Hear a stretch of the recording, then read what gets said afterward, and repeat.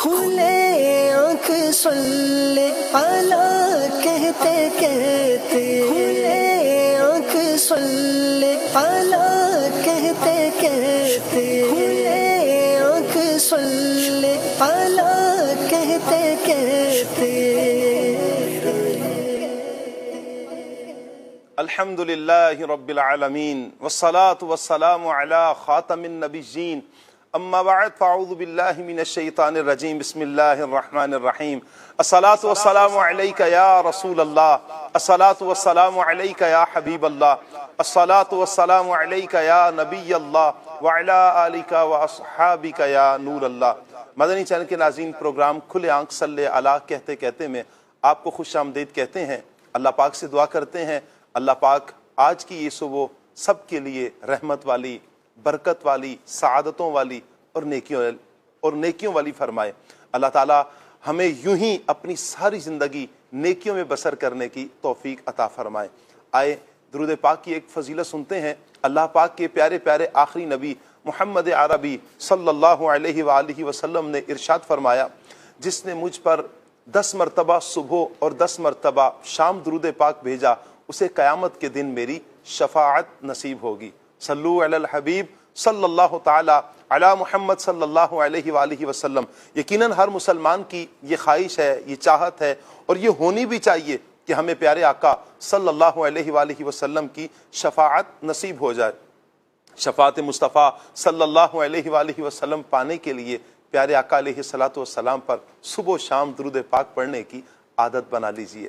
نیت کریں انشاءاللہ ہر روز پیارے آقا صلی اللہ علیہ وآلہ وسلم پر درود پاک پڑھا کریں گے۔ صلو علی الحبیب صلی اللہ تعالی علی محمد صلی اللہ علیہ وآلہ وسلم۔ مدنی چینل کے ناظرین، ہماری زندگی کا سفر انتہائی حسین سفر ہے، اور اس سفر کو خوبصورت بنانے والے رشتے ہیں۔ جی ہاں، رشتے، وہ پیارے رشتے کہ جن کی وجہ سے ہماری زندگی میں حسن آتا ہے، جن کی وجہ سے ہماری زندگی میں راحت آتی ہے، جن کی وجہ سے ہماری زندگی میں سکون آتا ہے۔ ان رشتوں میں اللہ تعالیٰ نے بڑی برکات رکھی ہیں۔ قرآن، حدیث ان رشتوں کی اہمیت کو بیان کرتے ہیں، اور ان سے تعلق توڑنے والوں کو بھی منع کیا گیا کہ رشتوں کو توڑنا یہ منع ہے۔ اللہ اکبر! رشتے کتنے پیارے ہوتے ہیں کہ اللہ تعالیٰ نے انسان کو اس دنیا میں اکیلا پیدا نہیں کیا۔ صرف اکیلا ہی انسان نہیں ہے، اس کے ساتھ بہت سے رشتوں کو جوڑا ہے۔ ماں باپ کا رشتہ اللہ تعالیٰ نے انسان کے ساتھ جوڑا ہے، بہن بھائیوں کا رشتہ جوڑا ہے، ددیال ہے، ننیال ہے، اور پھر کہیں سسرال، پھر استاد ہیں، پھر دوست ہیں، پھر مرشد ہیں۔ یہ بہت سے رشتوں کا مجموعہ ایک معاشرہ بنتا ہے، ایک یوں کہیں کہ بہترین کامل ایک معاشرہ بنتا ہے۔ جب ان میں خوبصورتی آ جائے، معاشرہ خوبصورت ہو جاتا ہے۔ آپ دیکھیں نا کہ کبھی والدین میں ماں وہ ہستی ہوتی ہے کہ جن کی دعا سے سکون ملتا ہے، یہی رشتہ احساس دلاتا ہے۔ باپ کا سایہ جب سر پر سلامت ہو تو یہ رشتہ بندے کو احساس دلاتا ہے میں تنہا نہیں ہوں۔ جب بھائی ساتھ کھڑا ہو تو انسان اپنے آپ کو کمزور محسوس نہیں کرتا، اور کبھی دوست کی مسکراہٹ دل کو سکون دے دیتی ہے، اور کبھی پیر و مرشد کی نگاہ آخرت کی نجات کا سبب بنتی ہے۔ مدنی چینل کے ناظرین، آج کا ہمارا موضوع رہے گا رشتے قرآن و سنت کی روشنی میں ہمارے لیے اس میں کیا درس ہے، اسلاف کا انداز کیا تھا، خود پیارے آقا صلی اللہ علیہ وآلہ وسلم نے کس پیارے انداز میں رشتوں کو نبھایا ہے۔ یہ اور اس کے علاوہ بہت کچھ سیکھنے کا آپ کو موقع ملے گا۔ مدنی چینل کے ناظرین، آپ ہمارے ساتھ جڑے رہیے۔ انشاءاللہ ہمارے اس پروگرام میں آج اس ٹاپک پر گفتگو کریں گے۔ آپ کے ذہن میں رشتوں کے حوالے سے کیا ہے، آپ ضرور کال کیجئے، ایس ایم ایس کیجئے۔ انشاءاللہ آپ کی کالز کو ممکنہ صورت میں اپنے پروگرام کا حصہ بنائیں گے، اور آپ اگر ایس ایم ایس کرنا چاہیں آپ ضرور ایس ایم ایس کیجئے۔ اللہ پاک سب کو برکتیں عطا فرمائے۔ مدنی چینل کے ناظرین، آج جو ہمارے ساتھ گیسٹ ہیں، میں ان گیسٹ کو جو مہمان ہیں ان کو دعوت دوں گا۔ ہمارے نقیب عارف مدنی صاحب ہمارے ساتھ ہیں، اور پیارے نعت خوان ہیں ہمارے آصف عطاری، ان کو بھی دعوت دیتا ہوں۔ مرحبا کہتے ہیں جی۔ السلام علیکم ورحمۃ اللہ وبرکاتہ۔ مرحبا مرحبا، اہلا و سہلا، مرحبا، کیا بات ہے، ماشاء اللہ، مرحبا ماشاء اللہ۔ اور ہمارے راشد نور مدنی مرحبا کہتے ہیں راشد نور بھائی کو، اللہ پاک جزائے خیر عطا فرمائے، مرحبا، کیا بات ہے، اللہ آپ کی مسکراہٹوں کو سلامت رکھے۔ السلام علیکم ورحمۃ اللہ، کیا بات ہے، ٹھیک ہے۔ عاطف مدنی ہمارے ساتھ ہیں، عاطف بھائی کو بھی دعوت دیتے ہیں جی، مرحبا کہتے ہیں عاطف بھائی آپ کو، ماشاءاللہ، اللہ آپ کو سلامت رکھے۔ اور جن سے ہم روزانہ قرآن پاک کی تلاوت سنتے ہیں، قاری سید ظہور شاہ صاحب کو بھی دعوت دیتے ہیں، مرحبا کہتے ہیں شاہ صاحب آپ کو، اللہ پاک سلامت رکھے، مرحبا۔ آئیے مدنی چینل کے ناظرین، نور قرآن سے اپنے سینوں کو منور کرتے ہیں اور قرآن پاک کی تلاوت سنتے ہیں، ترجمہ بھی اور تفسیر بھی۔ بسم اللہ الرحمن الرحیم۔ اللہ کے نام سے شروع جو نہایت مہربان رحمت والا ہے۔ اولئک الذین اشتروا الضلالة بالہدى فما ربحت تجارتهم وما كانوا مہتدین۔ آسان ترجمہ قرآن کنز العرفان، یہی وہ لوگ ہیں جنہوں نے ہدایت کے بدلے گمراہی خرید لی تو ان کی تجارت نے کوئی نفع نہ دیا اور یہ لوگ راہ جانتے ہی نہیں تھے۔ تفسیر تعلیم القرآن، فرمایا کہ یہی وہ لوگ ہیں جنہوں نے ہدایت یعنی ایمان کے بدلے کفر اختیار کر کے گمراہی خرید لی تو یہ تجارت ان کے لیے کسی طور پر نفع مند ثابت نہ ہوئی، بلکہ اس خریداری کی بنا پر وہ آخرت کے دائمی عذاب کے مستحق ٹھہرے اور سب سے بڑے نقصان کا شکار ہوئے۔ یہ لوگ ایمانی تجارت کے اصول جانتے ہی نہ تھے، اسی لیے نفع ہی نہیں اصل سرمایہ ایمان بھی تباہ کر بیٹھے۔ مثلهم كمثل الذي استوقد نارا فلما أضاءت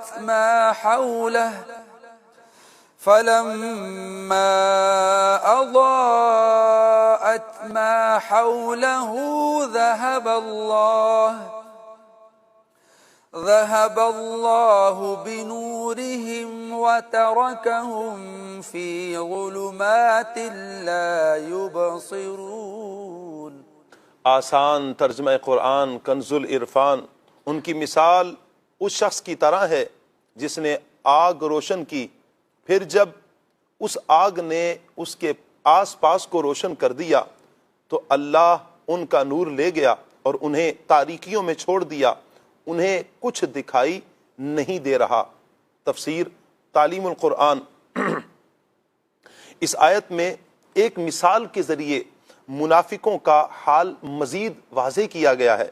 چنانچہ فرمایا کہ منافقوں کی مثال اس شخص کی طرح ہے جس نے اندھیرے میں آگ روشن کی تاکہ اس سے نفع حاصل کرے، پھر جب آگ نے اس کے آس پاس کی جگہ کو روشن کر دیا تو اسے دکھائی دینے لگا، سردی کی تکلیف دور ہوئی اور موذی جانوروں وغیرہ سے امن بھی حاصل ہو گیا۔ اسی دوران روشن آگ کو بجھا کر اللہ تعالیٰ ان کا نور لے گیا اور انہیں تاریکیوں میں چھوڑ دیا، اب انہیں اپنے ارد گرد کچھ دکھائی نہیں دے رہا، وہ حیران، پریشان اور خوف زدہ ہیں۔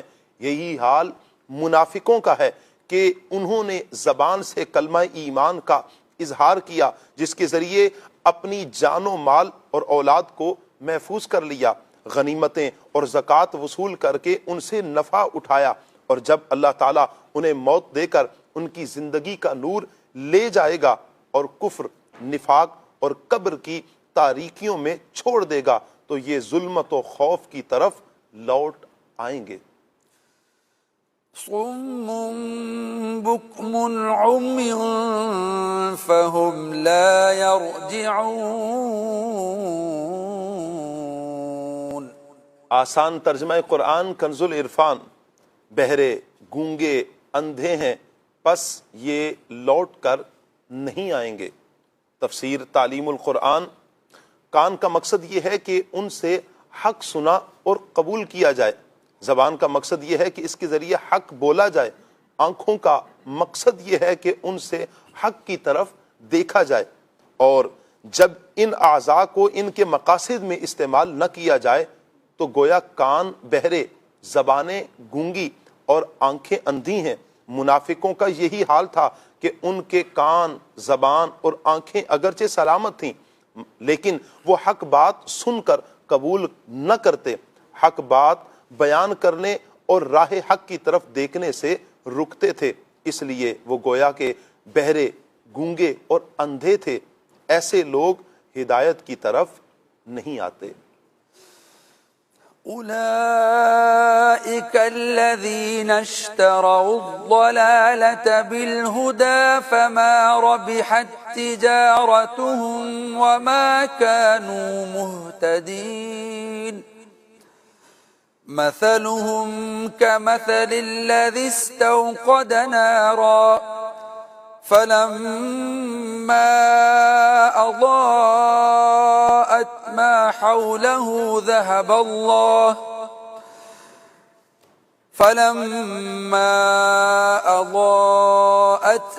حوله ذهب الله بنورهم وتركهم في ظلمات لا يبصرون صم بكم عمي فهم لا يرجعون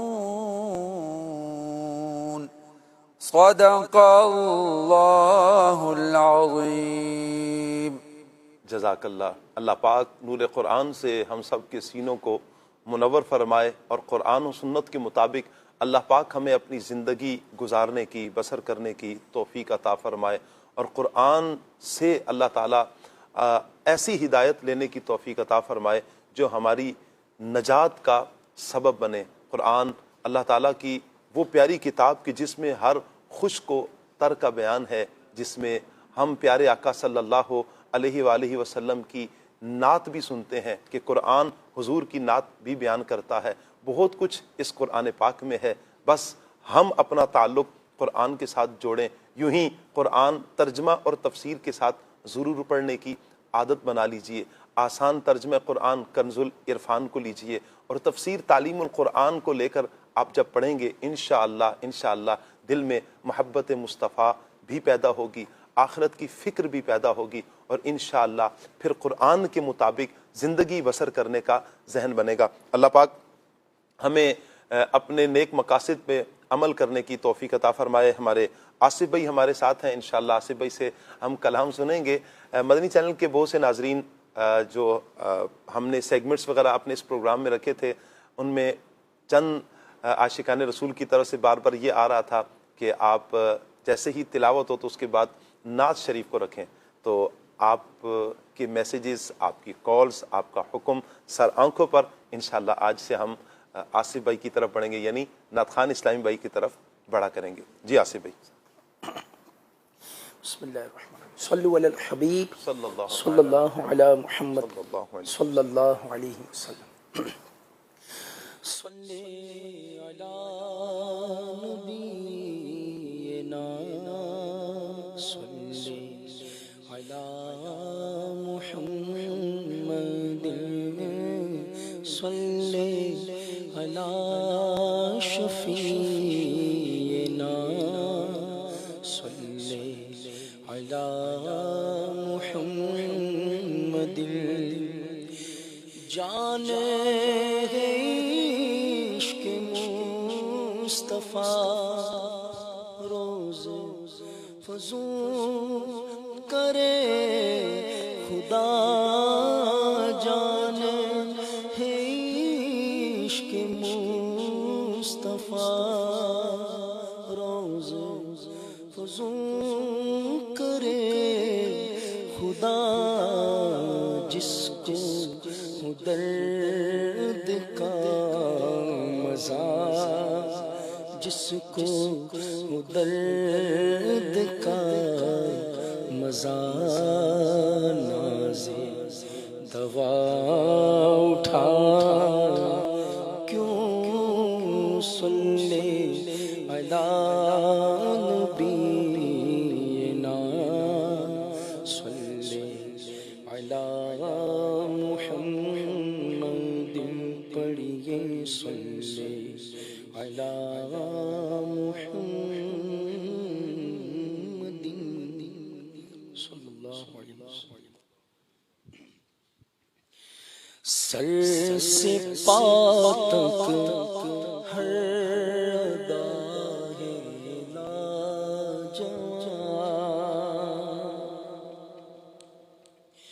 سر سے پا تک ہر ادا ہے لاجواب. خوبریوں میں نہیں تیرا جواب. خوبریوں میں نہیں تیرا جواب. خوبریوں میں نہیں تیرا جواب. سر سے پا تک غیر ادا ہے لاجواب.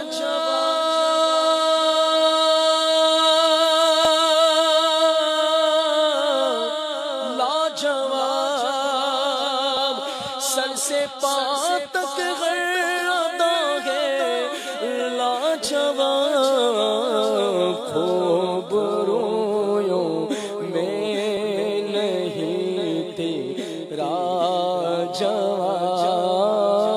خوبرویوں میں نہیں تیرا جواب. خامۂ قدرت کا حسن دستکاری واہ واہ. کیا ہے تصویر اپنے پیارے کی سواری واہ واہ. سر سے پا تک ہر ادا ہے لاجواب. سر سے پا تک ہر ادا ہے لاجواب. پوچھے جاتے ہیں عمل میں کیا کروں. پوچھے جاتے ہیں عمل میں کیا کہوں. تم سکھا جاؤ میرے مولا جواب. تم سکھا جاؤ میرے مولا جواب. اس کلام کا انتخاب جو کیا وہ اس شعر پر جب نظر پڑی یا یہ شعر جب میں نے سنا تو نیت کی یار یہ کلام مجھے پڑھ رہے ہیں. کتنا خوبصورت شعر ہے. ہائے ہائے سبحان اللہ. سنیں. پلتے ہیں مجھ سے نکمے بے شمار. پلتے ہیں غم سے نکمے بے شمار.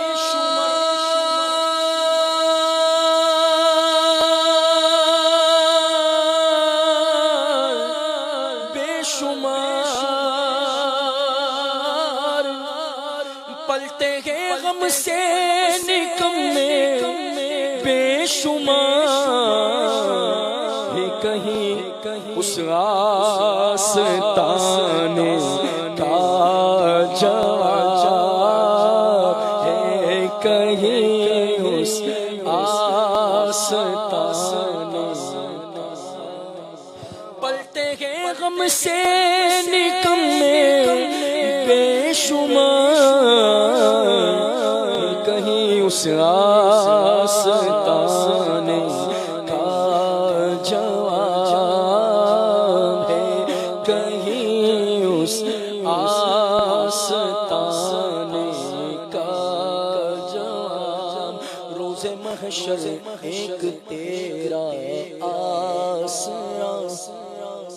سب سوالوں کا جواب لاجواب. حسن ہے بے مثل صورت لاجواب. میں فدا تم آپ ہو اپنا جواب. میں فدا تم آپ ہو اپنا جواب.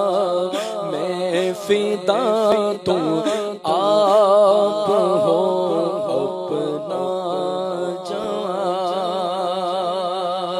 میں فدا تم آپ ہو اپنا جواب، شور ہے لطف و عطا کا شور ہے، شور ہے لطف و عطا کا شور ہے، مانگنے والا نہیں سنتا جواب، مانگنے والا نہیں سنتا جواب، ہے حسن محل جمال ہے حسن مغوے جمال روئے دوست،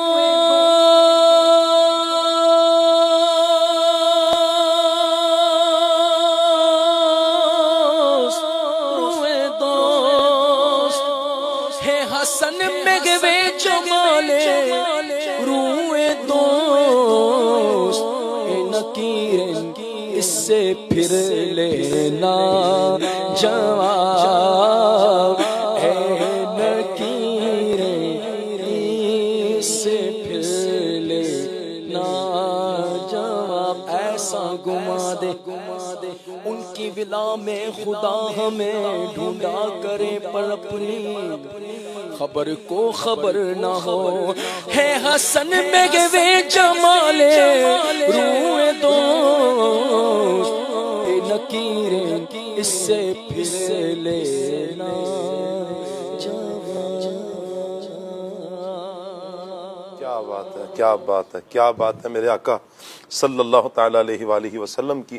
اللہ تعالیٰ نبی رحمت صلی اللہ علیہ وآلہ وسلم کی سچی محبت ہمیں عطا فرمائے، اور حضور جان عالم صلی اللہ علیہ وآلہ وسلم کے بتائے ہوئے طریقہ کار کے مطابق ہمیں اللہ زندگی گزارنے کی توفیق عطا فرمائے۔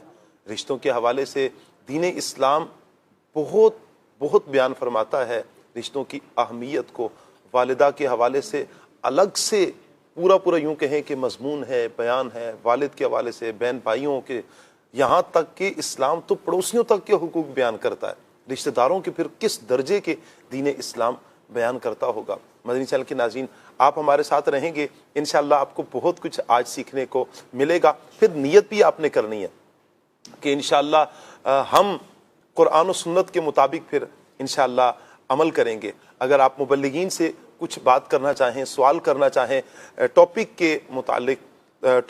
کے مطابق اگر کوئی سوال کرنا چاہیں تو آپ ضرور کر سکتے ہیں، کال کیجئے، انشاءاللہ آپ کی کال لی جائے گی۔ آپ اگر نعت خوان اسلامی بھائی سے کوئی فرمائش کرنا چاہیں آپ ضرور فرمائش کیجئے، انشاءاللہ آپ کی فرمائش بھی پوری کرنے کی پوری کوشش رہے گی۔ اللہ تعالیٰ برکتیں عطا فرمائے۔ نقیب بھائی کی طرف ہم بڑھیں گے۔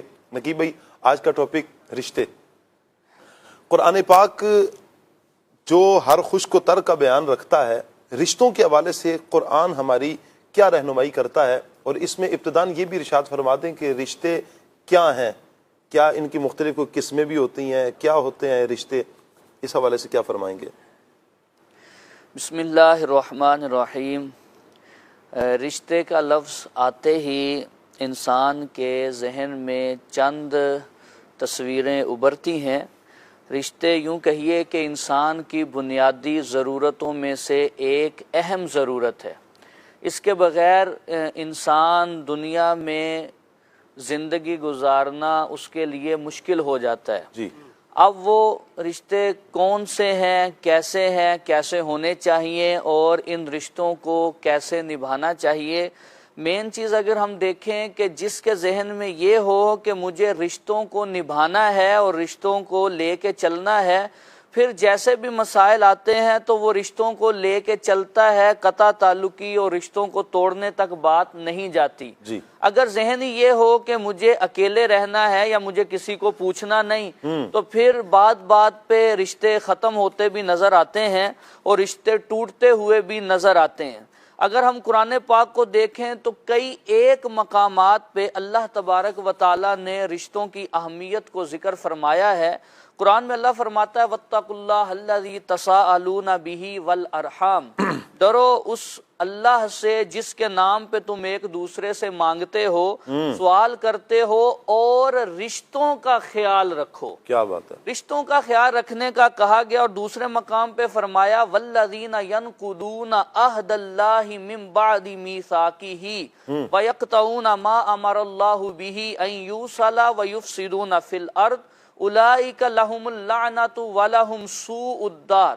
فرمایا وہ لوگ جنہوں نے اللہ کے وعدے کو توڑ دیا وعدہ مضبوط ہونے کے بعد، اور وہ لوگ جو اللہ نے جن چیزوں کو جوڑنے کا حکم دیا تھا وہ اسے توڑتے ہیں، صحیح، اور زمین میں فساد کرتے ہیں، فرمایا ان کے لیے تو برا گھر ہے اور ان پہ اللہ کی لعنت ہے۔ اللہ، تو یہ رشتوں کی اہمیت قرآن نے یوں ذکر فرمائی، بلکہ اگر ہم دوسری جگہ دیکھیں تو فرمایا کہ یسألونک ماذا ینفقون، یہ لوگ آپ سے پوچھتے ہیں کیا خرچ کریں اور کہاں خرچ کریں، جی، تو فرمایا کل ما انفقتم من خیر، جو بہترین تم خرچ کرو گے اور بہترین خرچ کرنے کی جگہ ہے وہ کیا، فرمایا پہلے نمبر پہ فللوالدین، صحیح، جو تمہارا مال والدین پہ خرچ ہوگا یہ بہترین مال ہے۔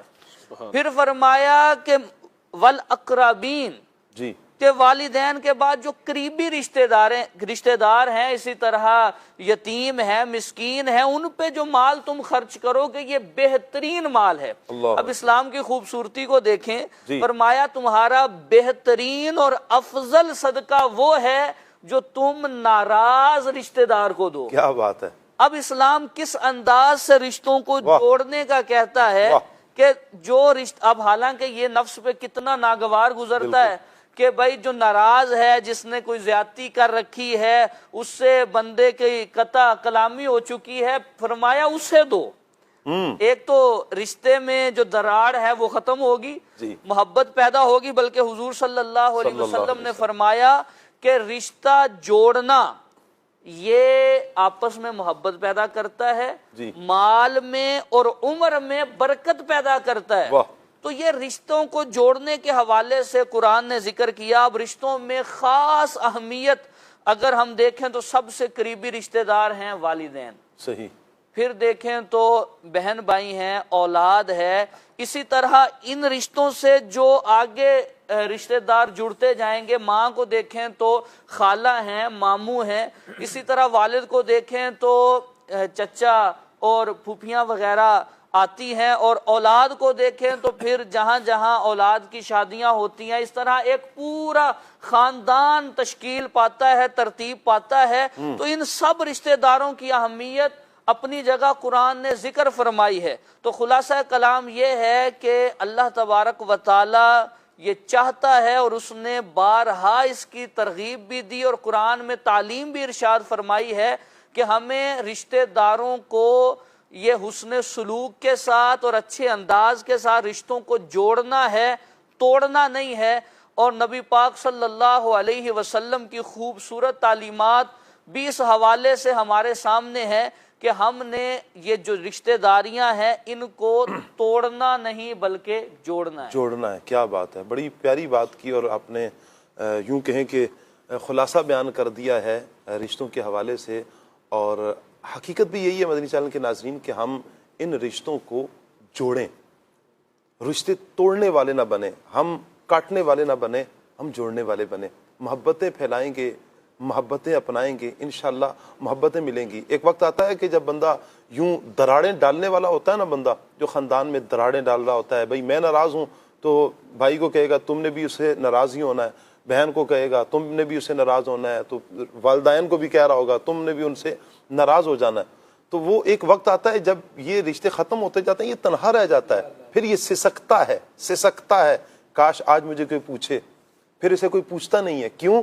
اس نے جب وقت تھا، اس کے پاس جوانی تھی، زور تھا، طاقت، مال، سب کچھ تھا، اس وقت تو یہ توڑتا تھا، بات بات پہ ناراض ہوتا تھا، اور آج جب بیماری آ گئی ہے، غربت آ گئی ہے، پریشانی آ گئی ہے، تکلیف آ گئی ہے، پھر یہ سسک رہا ہوتا ہے۔ لیکن کہیں نہ کہیں رشتہ دار کام آ رہے ہوتے ہیں۔ مدنی چینل کے ناظرین، رشتہ دار اللہ تعالیٰ کی یوں کہیں کہ اگر اچھے رشتہ دار ہوں یہ اللہ تعالیٰ کی بہت بڑی نعمت ہے۔ میں چاہوں گا راشد بھائی رشتوں کے حوالے سے آپ ان کی کچھ اقسام بھی بیان فرما دیں، اور پھر صلہ رحمی کے حوالے سے بالخصوص آپ کچھ ارشاد فرمائیں۔ بسم اللہ الرحمن الرحیم۔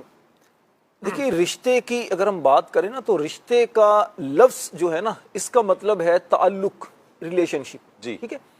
اب رشتے کے بارے میں اگر دیکھیں کہ رشتے کتنی قسم کے ہوتے ہیں جی تو بنیادی طور پر میں 5 اس کی اقسام آپ کے سامنے بیان کرتا ہوں۔ اچھا 5 قسم کے رشتے، یا یوں سمجھیے کہ ہمارے دنیا میں تعلقات بنتے ہیں۔ صحیح۔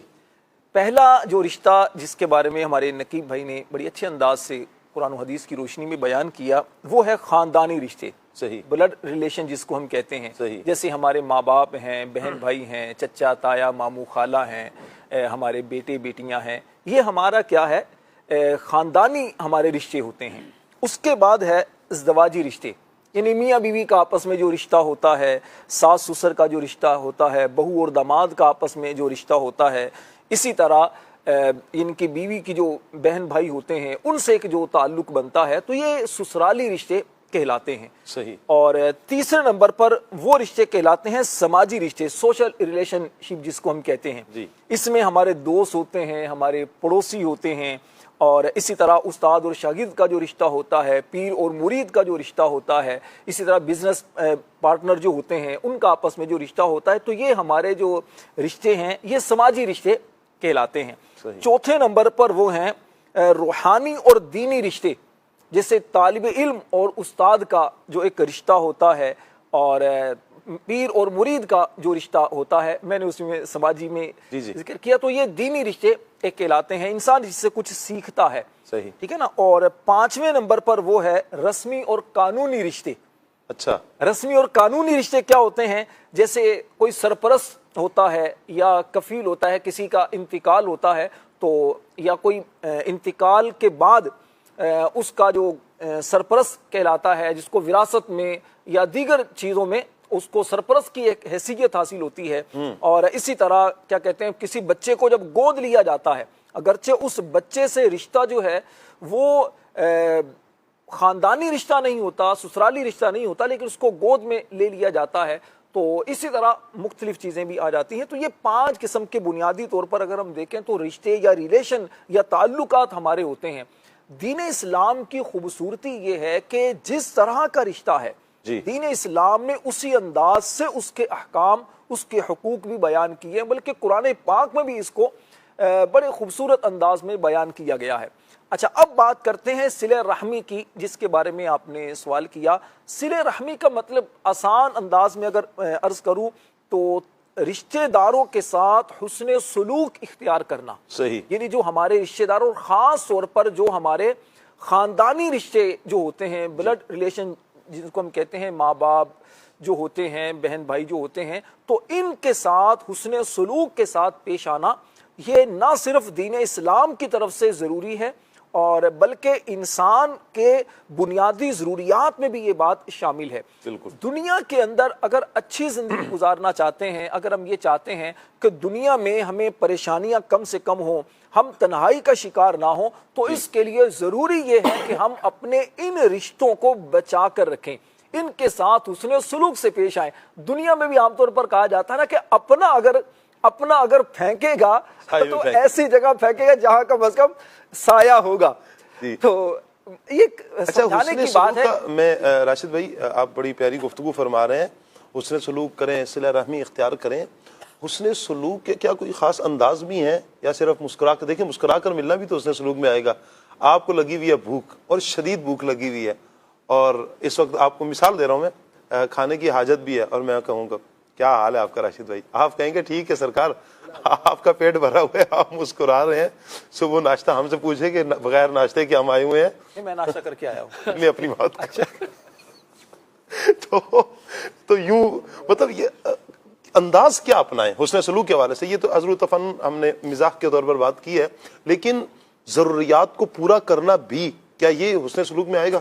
بالکل۔ دیکھیں، حسن سلوک کا مطلب صرف مسکرا کر ملنا ہی نہیں ہوتا، حسن سلوک کا مطلب صرف اس کے لیے کچھ کام کر دینا ہی نہیں ہوتا. حسن سلوک کا جو مفہوم ہے نا یہ بہت وسیع ہے, اپنے اندر بہت ساری چیزیں رکھتا ہے. ایز پر کنڈیشن جیسی صورتحال ہو اسی کے مطابق اپنے رشتہ دار کی ضرورت کو پورا کرنا, اس کے لیے آسانیاں فراہم کرنا, یہ بھی حسن سلوک میں آتا ہے. سب سے پہلی چیز تو کیا ہے, ملاقات جب ہو تو مسکراہٹ کے ساتھ ملیں. کوئی آپ کے گھر مہمان آتا ہے تو اسے ایسا فیل نہ ہو کہ یہ بندہ جو ہے میزبان ہمیں بوجھ سمجھ رہا ہے. خاص طور پر بڑی عید کا, چھوٹی عید کا معاملہ ہو, کوئی تہوار ہوتے ہیں یا گھر میں بہنیں آتی ہیں, بھائی گھر میں آتے ہیں, تو ایسا ان کو فیل نہ ہو. اچھا, اسی طرح ہم جب کسی کے ہاں جائیں تو اس وقت بھی اس چیز کا خیال رکھا جائے. سب سے پہلی بات مسکراہٹ سے ان کا استقبال کریں. دوسری بات, اب اگر کوئی پریشانی کا شکار ہیں, مصیبت میں ہیں, ان کے گھر میں کوئی بیمار ہے, تو اب ہماری یہ بنیادی ذمہ داری ہے, اور خاص طور پر اگر خونی رشتہ ہے تو پھر تو ہم پر بعض صورتوں میں واجب ہوتا ہے کہ ہم ان کی ہیلپ کریں اگر ہم ہیلپ کر سکتے ہیں. اچھا, بعض اوقات ہم خود ہیلپ نہیں کر سکتے, ہمارے پاس اتنے کیا کہتے ہیں پیسے نہیں ہوتے یا اتنی چیزیں نہیں ہوتی, تو ہم کسی سے تعاون لے کر یا کسی سے بات کر کے اس کی ہیلپ کر سکتے ہیں. فار ایگزامپل, کسی ہاسپٹل میں ہمارے جاننے والے ہیں یا ہمارے جاننے والے نہیں, ہم کسی کے ذریعے ان کی ہیلپ کروا سکتے ہیں. اگر کوئی بیمار ہوتا ہے یا اس کا کوئی کام کسی جگہ پھنسا ہوا ہے تو ہم سفارش اچھی کر کے اس کا کام نکلوا سکتے ہیں. ناجائز یا اس طرح کی چیزیں نہ ہوں, میں بات اسی کر رہا ہوں کہ اس کی ضرورت پوری ہو جائے. اس کے گھر میں بچہ بیمار ہے, کوئی گھر میں نہیں ہے بندہ, آپ اس معاملے میں اس کی ہیلپ کر سکتے ہیں. اچھا, اس معاملے میں نے دیکھا ہے, آصف بھائی تو ماشاءاللہ سامنے ہیں, ان آصف بھائی کو میں نے خاص طور پر اس چیز میں دیکھا ہے, کیونکہ ایک بلڈنگ میں رہتے ہیں, اور اچھی بات یہ ہے کہ میں اور آصف بھائی پڑوسی ہیں دونوں, تو اس طور پر ماشاءاللہ ان کو میں نے دیکھا ہے. پڑوس کے اندر بھی ان کا بڑا اچھا ایک سلسلہ ہے آصف بھائی کا, اور رشتہ داروں, بہن بھائیوں کے ساتھ, والدین کے ساتھ بھی میں نے ذاتی طور پر دیکھا ہے ماشاءاللہ ان کو. تو ایک سامنے تھے تو چیزیں یاد مجھے آ گئی, اور میں جب بات کر رہا تھا تو میں محسوس کر رہا تھا جیسے ان کے چہرے پر مسکراہٹ اور یہ خوشی کا اظہار, یہ ظاہری بات ہے جو بندہ ایسا ہوتا ہے نا تو چیزیں اس کو نظر آ رہی ہوتی ہیں. راشد بھائی, کسی وقت بندہ تکلیف میں جب ہوتا ہے نا, بسا اوقات نہیں ہے پیسے, میں نہیں ہیلپ کر سکتا, آپ ساتھ کھڑے تو ہو سکتے ہیں, آپ کھڑے ہو جائیں ساتھ, ایک مرتبہ اس کے ساتھ کھڑے ہوں, آپ ایک مرتبہ اس کے کندھے پر ہاتھ رکھیں, تھپکی دیں, اور اتنا جملہ کہہ دیں, میں ہوں نا تمہارے ساتھ. آپ بھائی ہیں, اپنے چھوٹے بھائی کو, اپنے بھائی سے, اپنی بہن سے یہ کہہ لینا, میں ہوں نا, میں تمہارے ساتھ ہوں, پریشانی کی کوئی بات نہیں ہے. اپنے بچوں کو یہ احساس دلا دیں, بیٹا پریشان نہیں ہونا کسی زندگی کے موڑ میں ہوں. اپنے دوست کو یہ احساس دلائیں, میں ہوں نا. اچھا, دوست کو بھی یہ ہو کہ یہ ہے نا, اب فکر نہیں ہے. یوں ہی رشتہ داروں میں جہاں جہاں آپ چاہتے ہیں کہ تعلقات اچھے ہوں, آپ یہ کر کے دیکھیں. آپ سے بہت زیادہ کسی چیز کا مطالبہ نہیں کیا جائے گا کہ آپ بس نچھاور کر دیں, سب کچھ نچھاور کر دیں, بچ جائیں. آپ ساتھ کھڑے ہو جائیں, جہاں آپ کھڑے ہو سکتے ہیں, جہاں آپ کا کھڑا ہونا بنتا ہے, آپ ساتھ دیں, آپ بات کریں, آپ مسکرائیں, آپ چل لیں, ساتھ چل لیں. آپ کسی جگہ ہاسپٹل میں ہی جا رہے ہیں, آپ ساتھ چلیں. آپ تھوڑا سا بھاگ دوڑ کریں گے, غمی خوشی میں جب بندہ آگے پیچھے ہوتا ہے آپ دیکھیں کہ پھر وہ نظروں میں رہتا ہے. بسا اوقات پھر آصف بھائی یوں بھی ہوتا ہے نا کہ نسلوں کو کہا جاتا ہے, بھائی اس کا شکریہ ادا کیجیے گا, یہ وہ بندہ ہے کہ فلاں وقت میں یہ معاملہ پیش آیا تھا اور یہ میرے ساتھ کھڑا ہوا. بہرحال صلہ رحمی بہر صورت ہمیں کرنی چاہیے, اور بالخصوص جو رشتہ دار ہیں, رشتہ داروں کے ساتھ صلہ رحمی, حسن سلوک, اچھا انداز رشتہ داروں کے ساتھ اپنانا چاہیے. بہت سے اس کے فضائل ہیں, دنیاوی بھی ہیں, اخروی بھی ہیں. میں چاہوں گا عاطف بھائی جو صلہ رحمی کے فضائل ہیں احادیث کی روشنی میں کچھ بیان فرمائیں. بسم اللہ الرحمن الرحیم. شاہ صاحب, پہلی بات تو یہ ہے کہ رشتہ داری اور رشتوں جو آپس میں ان کو مضبوط کرنا ہے, سب سے پہلے تو ایک مسلمان ہے, اللہ رب العزت کا بندہ ہے, اور پھر نبی پاک صلی اللہ تعالی علیہ وسلم کا امتی ہونے کے ناطے سب سے پہلی بات تو یہ ہے کہ وہ اس چیز کو ریلائز کرے کہ میرے رب تعالیٰ نے ان رشتوں کے بارے میں مجھے کیا فرمایا ہے. اور پھر جب اس چیز کو ریلائز کر لے گا, اور پھر نبی پاک صلی اللہ تعالیٰ علیہ وآلہ وسلم نے ان کے ساتھ صلہ رحمی کرنے, ان کے ساتھ تعلق بنانے, ان کے ساتھ اچھا سلوک کرنے کے بارے میں کیا فرمایا ہے اور آخرت میں ان کا انعام کیا ہے، تو پھر رشتے نبھانا، رشتوں کو مضبوط کرنا اور ان کے ساتھ اچھے تعلقات اور ریلیشن شپ اچھا رکھنا، یہ جو ہے وہ انسان کے لیے آسان ہو جاتا ہے۔ احادیث طیبہ میں کثیر جو ہے وہ ان کے فضائل بیان کیے گئے ہیں، اور نبی پاک صلی اللہ تعالیٰ علیہ وآلہ وسلم کی مشہور حدیث پاک ہے کہ جو یہ چاہتا ہے کہ اللہ پاک اس کے رزق میں اضافہ کر دے اور اس کی عمر میں برکت دے دے، تو اس سے چاہیے کہ رشتہ داروں کے ساتھ اچھا سلوک کرے، صلہ رحمی کرے۔ اور ایک اور حدیث پاک ہے، حضرت اماں عائشہ رضی اللہ تعالی عنہا اس حدیث کی راوی ہیں، فرماتی ہیں کہ جو صلہ رحمی ہے، یہ بڑی حدیث پاک جو ہے وہ قابل غور ہے ہمارے لیے۔ چھوٹی چھوٹی بات پر ہم ناراض ہو جاتے ہیں، کسی کی بات بری لگ جائے تو ہم جو ہے وہ اپنا منہ بگاڑ کے بیٹھ جاتے ہیں، کوئی ہمیں اپنی دعوت میں نہ بلائے تو ہمارا معاملہ الٹا ہو جاتا ہے، کوئی اچھا مطلب کسی گھر پہ فنکشن ہے، کوئی تقریب ہے اور اس نے وہ بیچارہ اپنے معاملات میں الجھا ہوا ہے اور ساری چیزیں ہیں، لیکن پروٹوکول تو چاہیے نا، آپ نے بلایا تو پھر پروٹوکول تو دینا، مطلب یہ آپ کا حق بنتا ہے پروٹوکول۔ اب یہ آئے تو بھائی ان کو جو ہے وہ کرسی پہ بٹھا دیا، تو ان کے لیے اہتمام کیا، ان کو اسپیشل جو ہے وہ ڈشز لا کے دے رہے ہیں، ان سے پوچھ بھی رہے ہیں، ہمیں جو ہے وہ نارملی لوگوں کے ساتھ بٹھایا ہوا ہے اور جو جیسا ٹریٹ لوگوں کے ساتھ کیا جا رہا ہے ویسے ہمارے ساتھ کیا جا رہا ہے، جبکہ جب ہمیں بلانا تھا تو اسپیشل انویٹیشن بھیجا تھا، یہ کیا تھا وہ کیا تھا، اب آئے تو وہ پوچھ نہیں رہا۔ صحیح۔ لیکن حدیث پاک میں حضرت عائشہ رضی اللہ تعالیٰ عنہ فرماتی ہیں کہ صلہ رحمی یعنی رشتہ داروں کے ساتھ بھلائی کرنا، یہ آسمان کے ساتھ لٹکی ہوئی ہے، اور یہ روزانہ یہ صدا دیتی ہے کہ جو مجھے ملائے گا اللہ پاک اس کو ملا دے گا، کیا بات ہے، اور جو مجھے کاٹے گا اللہ پاک اسے کاٹ دے گا۔ اللہ اکبر، یعنی اللہ اکبر۔ یہ کتنی قابل غور بات ہے مدنی کے ناظرین کہ صلہ رحمی ہر روز روزانہ یہ صدا دیتی ہے کہ جو مجھے ملائے گا، یعنی مجھے لوگوں کے ساتھ ملائے گا، اپنے رشتہ داروں کے ساتھ کرے گا، اللہ پاک اسے ملائے گا، اور جب اللہ پاک ملائے تو کیا اللہ پاک اسے اپنی رحمت میں داخل فرمائے گا، اپنی رحمت سے ملا دے گا، اور جو اسے کاٹے گا اللہ پاک اسے کاٹ دے گا۔ اور ایک اور حدیث پاک میں ہے کہ نبی پاک صلی اللہ تعالی علیہ وسلم نے ارشاد فرمایا کہ اللہ تبارک و تعالی نے ایک قوم کی وجہ سے اس دنیا کو آباد رکھا ہے۔ صحیح۔ یعنی ایک قوم ہے جس کی وجہ سے یہ دنیا آباد ہے، اسی قوم کی وجہ سے اللہ پاک اس دنیا میں مال میں اضافہ فرماتا ہے۔ اللہ اکبر۔ اور وہ قوم ایسی ہے، وہ لوگ ایسے ہیں کہ اللہ پاک نے کبھی بھی ان کی طرف ناپسندیدہ نظر نہیں فرمائی۔ واہ۔ اب یہ جس قوم کے اتنے فضائل ہوں اور اتنی برکات نبی پاک صلی اللہ علیہ وسلم بیان فرمائے اور سننے والے صحابہ کرام علیہ رضوان ہوں، تو وہ صحابہ کرام علیہ رضوان تو ایسے فضائل سن کر بے چین ہو جایا کرتے تھے کہ یا رسول اللہ صلی اللہ علیہ وسلم میں بتائیے وہ کون لوگ ہیں تاکہ ہم بھی ان میں شامل ہو جائیں۔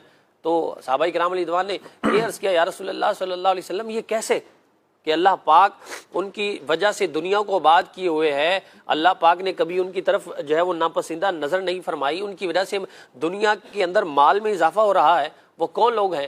تو نبی پاک صلی اللہ علیہ وسلم نے ارشاد فرمایا یہ وہ لوگ ہیں جو دنیا کے اندر رشتوں کو مضبوط کرنے والے ہیں، اپنے رشتہ داروں کے ساتھ اچھا سلوک رکھنے والے ہیں، صلہ رحمی کرنے والے ہیں۔ اللہ پاک نے ان کے سبب دنیا کو آباد کر رکھا ہے، انہی کے سبب مال میں اضافہ ہو رہا ہے، اور ان کی طرف اللہ نے کبھی جو ہے وہ ناپسندیدہ نظر نہیں فرمائی۔ تو یہ اور بھی حدیث طیبہ ہے کہ نبی پاک صلی اللہ تعالی علیہ وسلم، حدیث پاک ہے حضرت ابو امامہ رضی اللہ تعالیٰ فرماتے ہیں کہ نبی پاک صلی اللہ علیہ وسلم نے ارشاد فرمایا لا نبی بعدی، میرے بعد کوئی نبی نہیں آئے گا، اور تم آخری امت ہو، میں آخری نبی ہوں، لہٰذا تم اللہ پر ایمان رکھو، اللہ پاک کی عبادت کرو، نماز کو قائم کرو، رمضان کے روزے رکھو، اور اپنے مال کی پوری زکوٰۃ ادا کرو، اپنے حاکموں کی فرما برداری کرو، اور پھر فرمایا اپنے رشتہ داروں کے ساتھ اچھا تعلق رکھو، رشتہ داروں کے ساتھ صلہ رحمی کرو، اللہ پاک تمہیں جنت میں داخل فرما دے گا۔ یعنی یہ اتنی ساری چیزیں جو بیان فرمائی، اور خاص طور پر اس میں جس چیز کا اہتمام فرمایا گیا کہ اپنے رشتہ داروں کے ساتھ صلہ رحمی کرو اور خوشی کے ساتھ رہو، تو فرمایا اللہ پاک تمہیں جنت میں داخل فرما دے گا۔ اور نبی پاک صلی اللہ تعالیٰ علیہ وآلہ وسلم نے اور بھی بہت ساری جگہوں پر بے شمار جو ہے وہ فضائل بیان کیے ہیں، تو اگر ان چیزوں کو انسان سمجھ لے اور ان چیزوں کو اپنانے کی کوشش کرے تو امید ہے کہ دنیا کے اندر بھی اسے فوائد ملیں گے۔ اچھا یہ ایک بندہ مومن کا یہ حق ہے، سبحان اللہ، بے یہ حق بنتا ہے، ایسے ہی ہے، کیوں کہیں کہ غلام کی مجال کیا ہے ہائے کہ وہ ادھر ادھر کی بات کرے، وہ بات نہ مانے۔ غلام کا کام ہی یہ ہے اپنے آقا کی بات کو ماننا۔ بالکل بالکل۔ اور جب آقا ہوں ہی اتنے نرالے، آقا ہوں ہی پیارے آقا ہوں، آقا وہ ہوں کہ جو اللہ کے حبیب ہیں، اللہ کے محبوب ہیں، سارے نبیوں کے امام ہیں، ایسے کریم آقا، اور پھر یہ آقا صلی اللہ علیہ وآلہ وسلم فرمائیں تو پھر غلام کا حق نہیں بنتا کہ حضور جان عالم صلی اللہ علیہ وسلم اپنے آقا مولا صلی اللہ علیہ وسلم کی ان پیاری باتوں پر عمل کریں۔ اور پھر دیکھیں، ایک تو ہوتا ہے نقیب بھائی کہ نبی پاک صلی اللہ علیہ وسلم نے یہ کوئی بیان کر دیتا ہے نا، کسی حوالے سے بیان کر دیا جاتا ہے کہ یوں کر لینا یوں کر لینا، اپنا عمل ہے یا نہیں ہے اس پر کوئی کلام ہی نہیں ہے، خود کا کیا عمل ہے۔ پیارے آقا صلی اللہ علیہ وآلہ وسلم جو ارشاد فرماتے ہیں، جیسے اب رشتوں کے حوالے سے احادیث بیان کی جا رہی ہیں، جنت کے مجدے سنائے جا رہے ہیں، رشتوں کو جوڑنے کے حوالے سے فضائل بیان کیا، سب کچھ بیان کیا جا رہا ہے۔ خود پیارے آقا صلی اللہ علیہ وسلم جو رشتوں کو نبھاتے ہیں اور یہ ان رشتوں کو لے کر چلتے ہیں، خود بھی تو سرکار صلی اللہ علیہ وسلم کا ایک اندازے کریمانہ ہے نا۔ میں چاہوں گا اس پر کچھ آپ روشنی ڈالیں۔ بسم اللہ الرحمن الرحیم۔ شاہ صاحب، اس میں ایک یہ ہے کہ بندہ گھر سے باہر کسی بھی سٹیٹس سے پہچانا جاتا ہے، کوئی مفتی صاحب ہوتا ہے، کوئی ڈاکٹر صاحب ہوتا ہے، کوئی کچھ بھی ہے، لیکن جیسے ہی دروازے سے اس کی انٹری ہوتی ہے تو وہ یا تو والد کے نام سے جانا جاتا ہے، یا بیٹا ہے، یا بھائی ہے، تو یہ اس کے رشتے ہوتے ہیں گھر کے اندر۔ تو نبی پاک صلی اللہ علیہ وسلم کی مبارک سیرت اس حوالے سے کیا ہے؟ ابھی ویسے بھی 1500 سالہ جشن ولادت نبی پاک صلی اللہ علیہ وسلم کا ہم منائیں گے، اور مدنی چینل پہ اس کے ابھی سے ہی چرچے ہیں۔ رشتے نبھائیں، 1500واں جشن ولادت منائیں، 1500واں جشن ولادت منائیں۔ تو یہ حضور صلی اللہ علیہ وسلم کا جشن ولادت آ رہا ہے، کم از کم ہمیں اتنی زندگی گزر گئی، حضور کی سیرت پہ مختصر ترین کوئی کتاب بھی کم از کم پڑھ لینی چاہیے۔ جیسے مکتبۃ المدینہ کی ایک بڑی خوبصورت کتاب ہے آخری نبی کی پیاری سیرت، تو اس کو پڑھ لیں۔ نبی پاک صلی اللہ علیہ وسلم کی سیرت کیا ہے پتہ چلے۔ نبی پاک صلی اللہ علیہ وسلم شوہر ہونے کی حیثیت سے کیسے ہیں اور کتنی عظیم آپ کی صفات ہیں، والد ہونے کی حیثیت سے کیا ہے، بھائی ہونے کی حیثیت سے کیا ہے، ایک لیڈر اور رہنما ہونے کی حیثیت سے کیا ہے۔ ایک ریسرچر نے کہا تھا کہ ایسا ممکن ہی نہیں ہے کہ پوری دنیا کسی کو آئیڈیل مان لے لیکن بیوی آئیڈیل نہیں مانتی اسے، لیکن اگر ہم حضور کی سیرت کو دیکھتے ہیں تو سب سے پہلے ہمارے نبی صلی اللہ علیہ وسلم کو عورتوں میں اگر کسی نے مانا ہے تو وہ حضور کی زوجہ محترمہ ہے، حضرت خدیجہ الکبریٰ رضی اللہ تعالی عنہا ہیں۔ حضور صلی اللہ علیہ وسلم پر جب وحی نازل ہوئی، بخاری کی کتاب البدء الوحی کو ہم دیکھیں، کتاب بدء الوحی میں یہ حدیث موجود ہے کہ حضور کو پہلے اچھے اچھے خواب آتے تھے، پھر حضور نے تنہائی اختیار کی، اور اس طرح وحی کا سلسلہ جب شروع ہوا تو گھر آئے اور آگے کہا زمیلونی زمیلونی، مجھے چادر اڑا دو، چادر اڑا دو، مجھے اپنی جان کا خوف ہے۔ تو حضرت خدیجہ الکبریٰ نے آپ کی پوری سیرت کا جو نچوڑ بیان کیا، آپ نے فرمایا کلا واللہ ما یخزیک اللہ ابدا، اللہ کی قسم ہرگز نہیں، آپ کا رب آپ کو تنہا نہیں چھوڑے گا۔ کیا صفات بیان فرمائی؟ انکا لتصل الرحم، کیونکہ آپ صلہ رحمی کرتے ہیں، رشتے جوڑتے ہیں۔ دوسری بات ارشاد فرمائی وتصدق الحدیث، آپ سچی بات کرتے ہیں۔ کیا بات ہے۔ تیسری بات ارشاد فرمائی وتحمل الکلہ، جس کا کوئی بوجھ اٹھانے والا نہیں آپ اس کا بوجھ اٹھاتے ہیں۔ اور چوتھی بات ارشاد فرمائی وتکسب المعدوم، جس کا کوئی کمانے والا نہیں آپ اس کے لیے کمائی کرتے ہیں۔ اور پانچویں بات مختلف حدیثوں میں مختلف آئی، فرمایا وتقر الضیف، آپ مہمانوں کی مہمان نوازی کرتے ہیں۔ اور ایک حدیث میں الفاظ آئے وتعین علی نوائب الحق، کہ جو حق کے اوپر قائم ہے آپ ان کی مدد فرماتے ہیں۔ کہ حضرت خدیجہ نے، آپ کی زوجہ نے آپ کے لیے الفاظ استعمال کیے۔ اگر ہم حضور صلی اللہ علیہ وسلم کی محبت آپ کے والدین کے ساتھ دیکھیں تو نبی پاک صلی اللہ علیہ وسلم کی سیرت ہمارے سامنے یوں بھی آتی ہے کہ حضور ایک دن عشاء کی نماز پڑھانے کے لیے آتے ہیں، حد نگاہ تک صحابہ موجود ہیں۔ الحاوی للفتاوی میں امام جلال الدین سیوطی لکھتے ہیں حضور نے صحابہ کی طرف نظر اٹھائی تو آنکھوں سے آنسو رواں ہو گئے۔ صحابہ نے عرض کی یا رسول اللہ کیا ہوا؟ حضور نے ارشاد فرمایا لو ادرکت والدیا او احدہما، کاش میرے والدین دونوں یا کوئی ایک حیات ہوتے، میں نماز عشاء پڑھا رہا ہوتا، میری ماں مجھے آواز دیتی تو میں اپنی ماں کی بات سننے کے لیے چلا جاتا۔ والدین کے ساتھ حضور کا حسن سلوک ایسا، پھر حضور کے بیٹوں کے ساتھ شفقت، کہ بیٹے کا انتقال ہوتا ہے تو آنسو رواں ہو جاتے ہیں۔ کسی نے کہا حضور آپ بھی رو رہے ہیں؟ فرمایا کہ یہ تو شفقت پدری ہے کہ اپنے بیٹے سے محبت ہے اس لیے رو رہا ہوں۔ اور بیٹی کے ساتھ حسن سلوک کیسا کہ الفاظ کیا ہیں، فَأَجْلَسَهَا فِي مَجْلِسِهِ، کہ حضرت فاطمہ آتی ہیں تو حضور اپنی جگہ بٹھاتے ہیں۔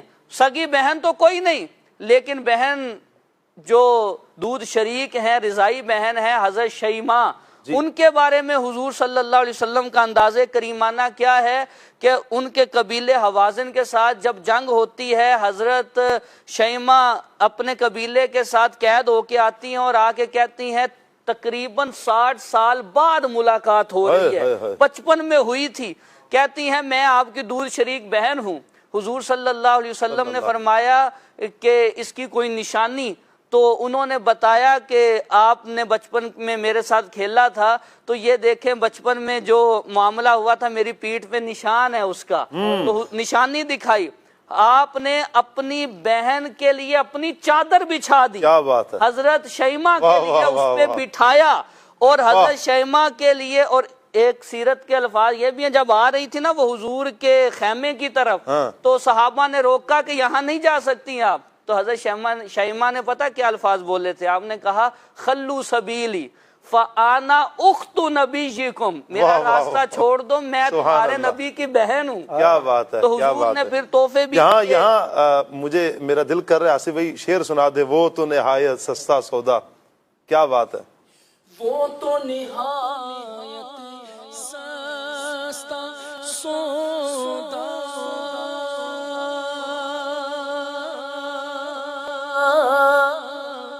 بیچ رہے گئے جنت کا،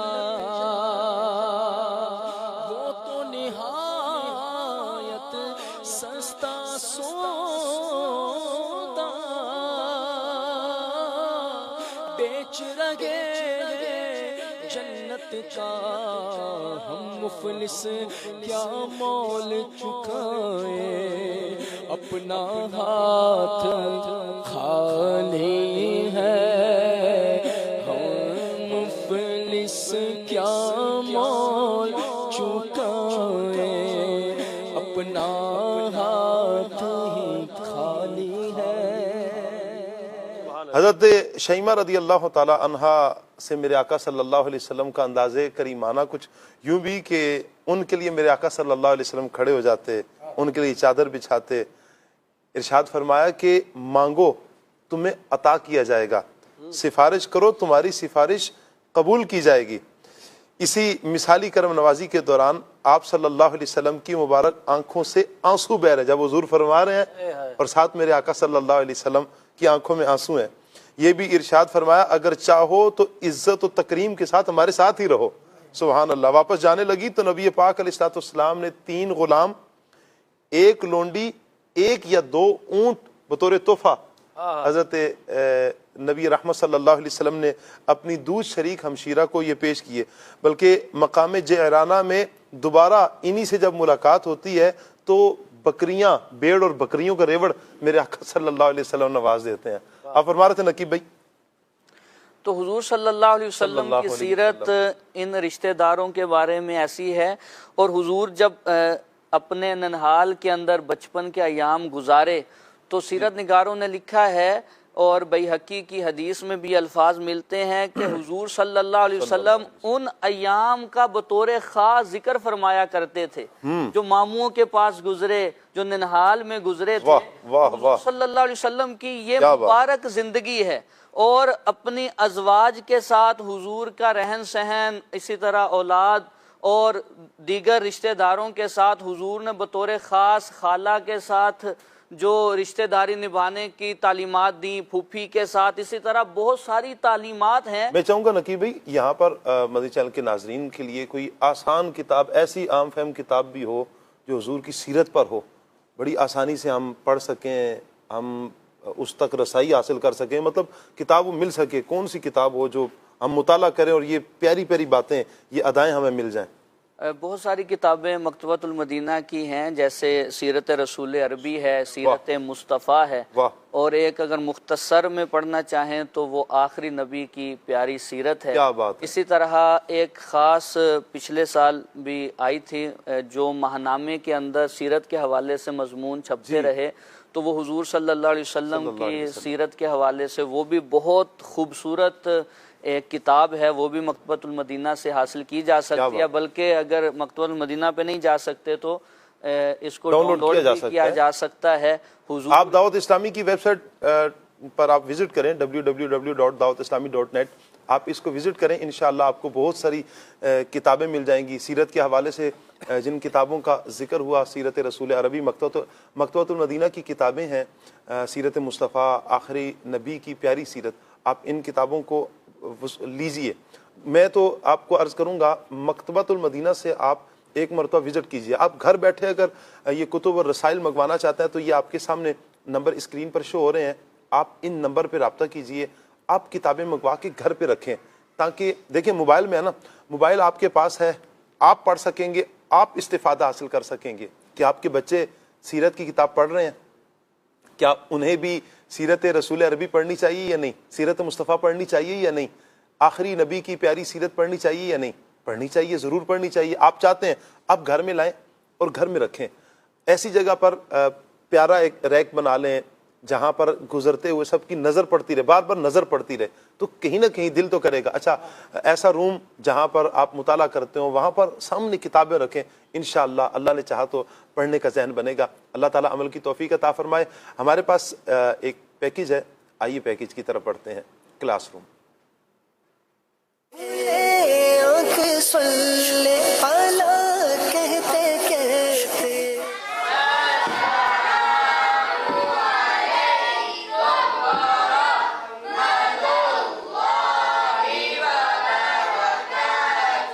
وعلیکم السلام ورحمۃ اللہ وبرکاتہ. کیسے ہیں آپ لوگ؟ ٹھیک ہیں؟ اللہ پاک آپ کو سلامت رکھے, دونوں جہاں کی بلائیاں عطا فرمائے. تشریف رکھیں. مدنی چینل کے ناظرین, ایک نئی صبح, ایک نئی سوچ اور ایک نئے سبق کے ساتھ ہم حاضر ہیں مدنی چینل کے ایمان افروز پروگرام کھلے آنکھ صلی اللہ کہتے کہتے کے ایک خوبصورت سیگمنٹ کلاس روم میں, جہاں ہوگی تعلیم کے ساتھ تربیت بھی. تو ہم اپنے آج کے موضوع کو شروع کرنے سے پہلے نا, میں نے آپ سے 2 سوال کرنے اور آپ نے اس کے جوابات دینے, ٹھیک ہے؟ پہلا سوال آپ سے یہ ہے کہ بتائیں کہ ہمارے پیارے آقا نبی کریم صلی اللہ علیہ وسلم کی ولادت کس شہر کے اندر ہوئی؟ جی بیٹا. مکہ مکرمہ. جی, مکہ مکرمہ میں ہمارے پیارے آقا صلی اللہ علیہ وسلم کی ولادت کہاں ہوئی؟ مکہ مکرمہ. مکہ مکرمہ میں. چلیں اب دوسرے سوال کی طرف. بتائیں کہ ہمارے پیارے آقا صلی اللہ علیہ وسلم کا روضہ مبارک اور آپ کی مسجد یعنی مسجد نبوی یہ کس شہر کے اندر واقع؟ جی بیٹا. مدینہ المنورہ. مدینہ منورہ میں ہمارے پیارے آقا صلی اللہ علیہ وسلم کی مسجد یعنی مسجد نبوی بھی ہے اور پھر آپ کا روضہ مبارک بھی ہے. تشریف رکھیں. اب مجھے بتائیں ذرا کہ جب ولادت ہوتی ہے مکہ مکرمہ میں تو پھر مسجد نبوی اور آپ کا روضہ مبارک یہ مدینے کے اندر کیوں ہے؟ یہی ہمارا ٹاپک ہے, ہجرت مدینہ. کیا نام ہے؟ ہجرت مدینہ. تو سب سے پہلے ہم نے جو سننا ہے وہ یہ ہے کہ ہجرت کے معنی کیا ہیں. ہجرت کا ایک لفظی معنی ہوگا اور اس کا مفہومی معنی ہوگا. تو ہجرت کا جو لفظی معنی ہوتا ہے نا, تو وہ ہوتا ہے جدائی, کسی بھی چیز سے علیحدگی اختیار کر لینا, جدائی اختیار کرنا, یا ایک چیز کو چھوڑ کر ہم کسی دوسری جگہ پر نقل مکانی کر جائیں, وہاں پر چلے جائیں, اور انگلش کے اندر اس کو کہتے ہیں مائیگریشن. ٹھیک ہے. اور اب سنتے ہیں ہجرت کا مفہومی معنی. یعنی اسلام میں جب بھی تذکرہ ہوتا ہے نا ہجرت کا, تو ہجرت کا معنی یہ ہوتا ہے کہ اللہ پاک کی رضا کے لیے کسی ایسی جگہ کو چھوڑ دینا جہاں پر ظلم ہوتا ہو, جہاں پر گناہ ہوتے ہوں اور اسلام پر زندگی گزارنا مشکل ہو جاتا ہو, تو وہاں سے فقط اللہ کی رضا کے لیے نقل مکانی کر جانا اور ایسی جگہ پر چلے جانا کہ جہاں پر ہم سکون کے ساتھ اطمینان کے ساتھ اللہ پاک کی عبادت بھی کر سکتے ہوں اور وہاں پر ہم دین کے تقاضے بھی آسانی کے ساتھ پورے کر سکیں، تو ایسی جگہ پر چلے جانا یہ اسلام کے اندر کہلاتا ہے ہجرت۔ اب ہم یہ سنیں گے کہ اسلام کے اندر جو سب سے پہلی ہجرت ہوئی وہ کس طرف ہوئی۔ اسلام میں جو سب سے پہلی ہجرت ہوئی تھی وہ مکہ مکرمہ سے ملک حبشہ کی طرف ہوئی تھی، اور دوسری جو ہجرت ہوئی تھی نا وہ عظیم ہجرت تھی، اس کو ہم کہتے ہیں ہجرت مدینہ۔ کیا کہتے ہیں؟ وہ تھی مکہ مکرمہ سے مدینہ منورہ کی طرف۔ اور یہ کیوں ہوئی، اس کے اسباب کیا تھے، اس کے بارے میں بھی سنتے ہیں۔ یہ ہجرت اس وجہ سے ہوئی کہ نبی کریم صلی اللہ علیہ وسلم یہ مکہ مکرمہ میں آپ کی ولادت بھی ہوئی، بچپن آپ کی مبارک زندگی وہاں پر گزری، اور پھر جب 40 سال کی آپ کی عمر ہوئی تو اس وقت آپ نے اعلان نبوت فرمایا۔ جب اعلان نبوت کیا تو بعض لوگ آپ کے کہنے پر مسلمان ہوئے، آپ کے اعلان پر مسلمان ہوئے، اور اس میں سے کثیر کفار تھے جو کہ اس وقت ایمان نہیں لے کر آئے، بلکہ نبی پاک صلی اللہ علیہ وسلم پر طرح طرح کے ظلم کرنا شروع کر دیے، اور جو مسلمان ہوتا تو اس پر بھی ظلم کرتے۔ تو یہ جب ظلم بڑا اور جو نیا مسلمان ہوتا تو اس پر بھی یہ لوگ ظلم و ستم کرتے تھے، تو اس وجہ سے پھر اللہ پاک کی طرف سے حکم آیا، اور 27 صفر المظفر کو پیارے آقا صلی اللہ علیہ وسلم نے مسلمانوں کو یہ اجازت دی کہ آپ پھر مکہ مکرمہ سے مدینہ منورہ چلے جائیں۔ اب صحابہ کرام وہاں جانا شروع ہو گئے، اور پھر آخر میں پیارے آقا صلی اللہ علیہ وسلم اور حضرت ابوبکر صدیق، حضرت مولا علی وہاں پر موجود تھے۔ پیارے آقا صلی اللہ علیہ وسلم نے حضرت مولا علی سے فرمایا کہ آپ یہیں رکیں گے رات، اور آپ امانتیں لوٹا کر کل صبح آ جائیں گے۔ اور پھر پیارے آقا صلی اللہ علیہ وسلم نے اپنے ساتھ حضرت ابوبکر صدیق کو لیا، اور پھر غار ثور میں 3 دن گزارے، اور پھر وہاں سے مدینہ منورہ کی طرف یہ ہجرت ہوئی۔ اور جب پیارے آقا صلی اللہ علیہ وسلم مدینے پہنچنے والے تھے، جب مدینے میں داخلہ ہو رہا تھا، تو وہاں پر پیارے آقا صلی اللہ علیہ وسلم کا جھنڈوں کے ساتھ اور ترانوں کے ساتھ ایک عظیم استقبال کیا گیا۔ تو یوں مکہ مکرمہ سے مدینہ منورہ تک مسلمانوں نے ایک عظیم ہجرت کی، اپنا گھر بار سب کچھ چھوڑ کر یہ مدینہ منورہ کی طرف بڑھ گئے۔ ہمیں یہ سیکھنے کو ملتا ہے کہ جب اللہ کا حکم آ جائے نا تو ساری چیزیں چھوڑ کر پھر اللہ کے حکم کی طرف ہمیں بڑھ جانا ہے۔ جس طرح صحابہ کرام نے اپنا سب کچھ مکے میں چھوڑ کر مدینے چلے گئے۔ اچھا، پھر جن صحابہ کرام نے ہجرت کی ان کو مہاجرین صحابہ کرام کہتے ہیں، اور پھر جن صحابہ کرام نے مدینے میں رہ کر ان مہاجرین صحابہ کرام کی خدمتیں کی، ان کی مدد کی، تو ان کو انصار صحابہ کرام کہتے ہیں۔ تو ابھی ہم نے جو ہجرت مدینہ کے بارے میں سنا، تو اس کے متعلق میں نے آپ سے چند سوال کرنے۔ پہلا سوال یہ ہے کہ بتائیں کہ جن صحابہ کرام نے مکہ مکرمہ سے مدینے کی طرف ہجرت کی تو ان صحابہ کرام کو کیا کہتے ہیں؟ اچھا ماشاءاللہ سب کو آتا ہے، جی بیٹا۔ مہاجر صحابہ کرام، مہاجرین صحابہ کرام کہتے ہیں کہ جنہوں نے مکہ مکرمہ سے مدینے کی طرف ہجرت کی۔ تو دوسرا سوال میرا یہ ہے کہ بتائیں کہ جن صحابہ کرام نے ہجرت کی تو ان صحابہ کرام کی مدد کرنے والے جو مدینے کے اندر صحابہ کرام موجود تھے ان کو ہم کیا کہتے ہیں؟ جی بیٹا۔ انصار صحابہ کرام، انصار صحابہ کرام کے جنہوں نے مدینے میں رہ کر مہاجرین صحابہ کرام کی مدد کی۔ تشریف۔ تو یہ تھا ہمارا آج کا ٹاپک، وہ تھا ہجرت مدینہ، اور اس میں ہم نے الحمدللہ سیکھنے سمجھنے کی کوشش کی۔ اور اب ہم بڑھتے ہیں اپنے سیٹ کی جانب، جہاں پر ہمارے ثاقب شاہ صاحب موجود ہیں۔ جی ثاقب شاہ صاحب۔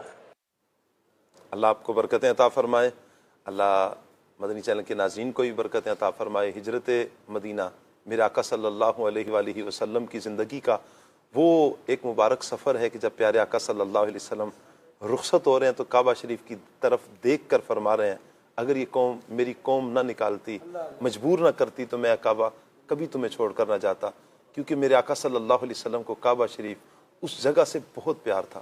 یوں کہیں کہ یہ وہ مبارک جگہ ہے جس سے میرے آقا صلی اللہ علیہ وسلم نے پیار فرمایا۔ حضور کی محبوب ترین جگہ ہے کعبہ شریف۔ اللہ اکبر۔ مکہ مکرمہ، اللہ تعالیٰ اس مبارک جگہ کی زیارات ہمیں کرنے کی توفیق نصیب فرمائے۔ اللہ حج اور عمرہ میں بار بار جانے کی ہمیں سعادتیں عطا فرمائے۔ جتنے بھی مدنی چینل کے عاشقان رسول دیکھ رہے ہیں، سن رہے ہیں، سنیں گے، اللہ پاک سب کو یہ سعادت عطا فرمائے۔ کچھ کالز ہیں ہمارے پاس، کال لیتے ہیں۔ جی ثاقب حسین شاہ صاحب، آپ سے سوال عرض یہ ہے کہ رشتہ داروں سے اچھا سلوک یا دیگر معاملات کرنا تو دور کی بات ہے، اس طرح کے افراد بھی دیکھے جاتے ہیں کہ اپنا خون یعنی اپنی اولاد کی والدہ یعنی بیوی، ان کے حقوق بھی صحیح طرح ادا نہیں کر رہے ہوتے، بے راہ روی میں اپنی زندگی گزار رہے ہوتے ہیں۔ ایسے افراد کے بارے میں قرآن و حدیث کے متعلق کیا ارشادات ملتے ہیں؟ ہماری رہنمائی فرمائیے گا، جزاک اللہ خیرہ۔ رشتے جو توڑتے ہیں آتے بھائی، کیا کہیں گے؟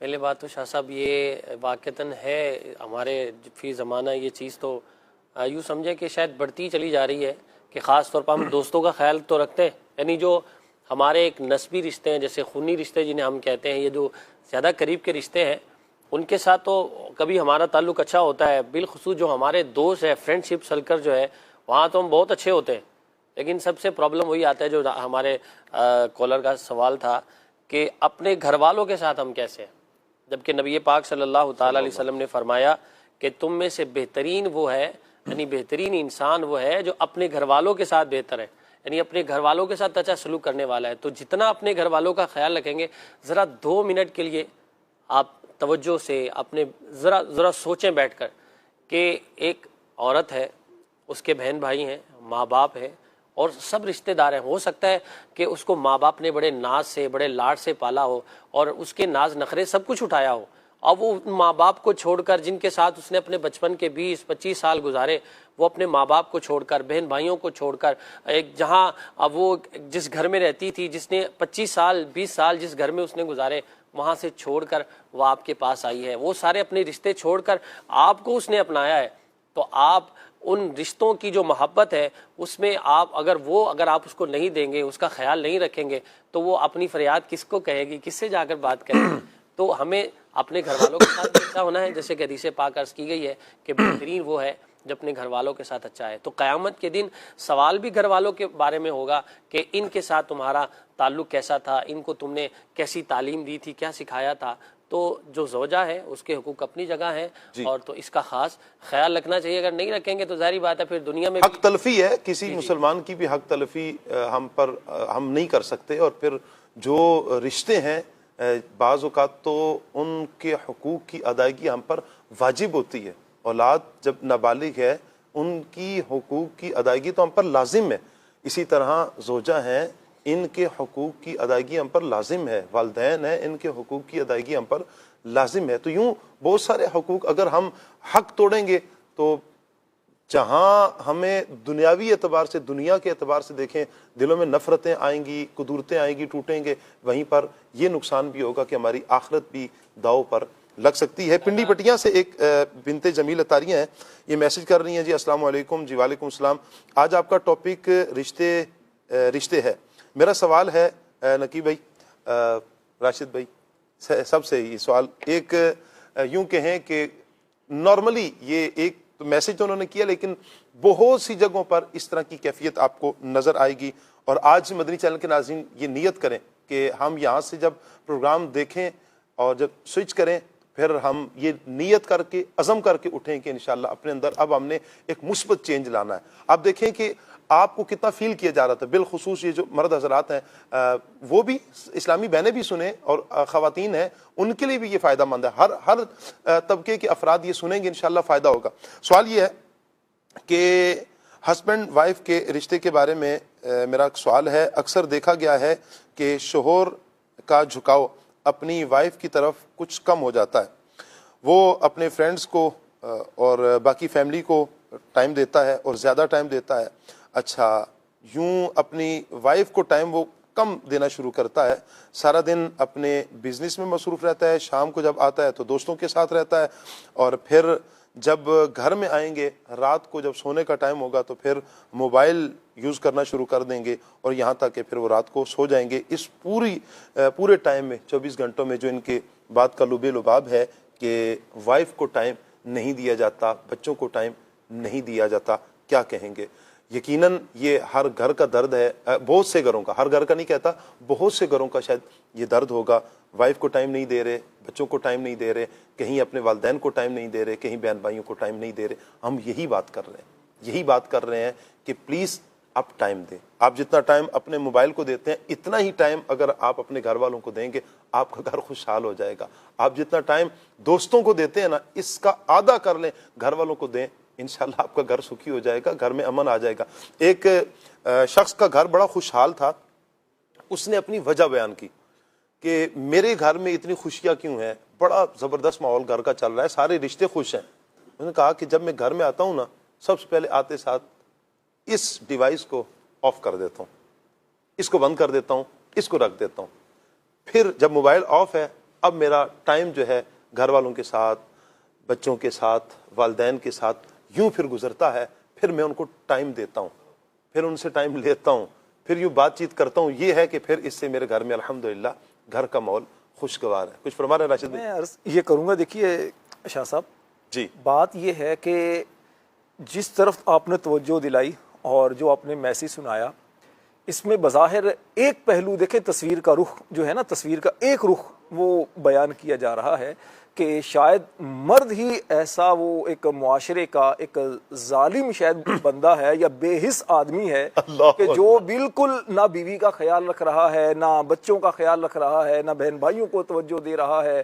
وہ گھر کو گویا بالکل ایک ایسا رکھ رہا ہے اور دنیا کا شاید وہ مظلوم ترین طبقہ شاید وہ بیوی ہی ہے.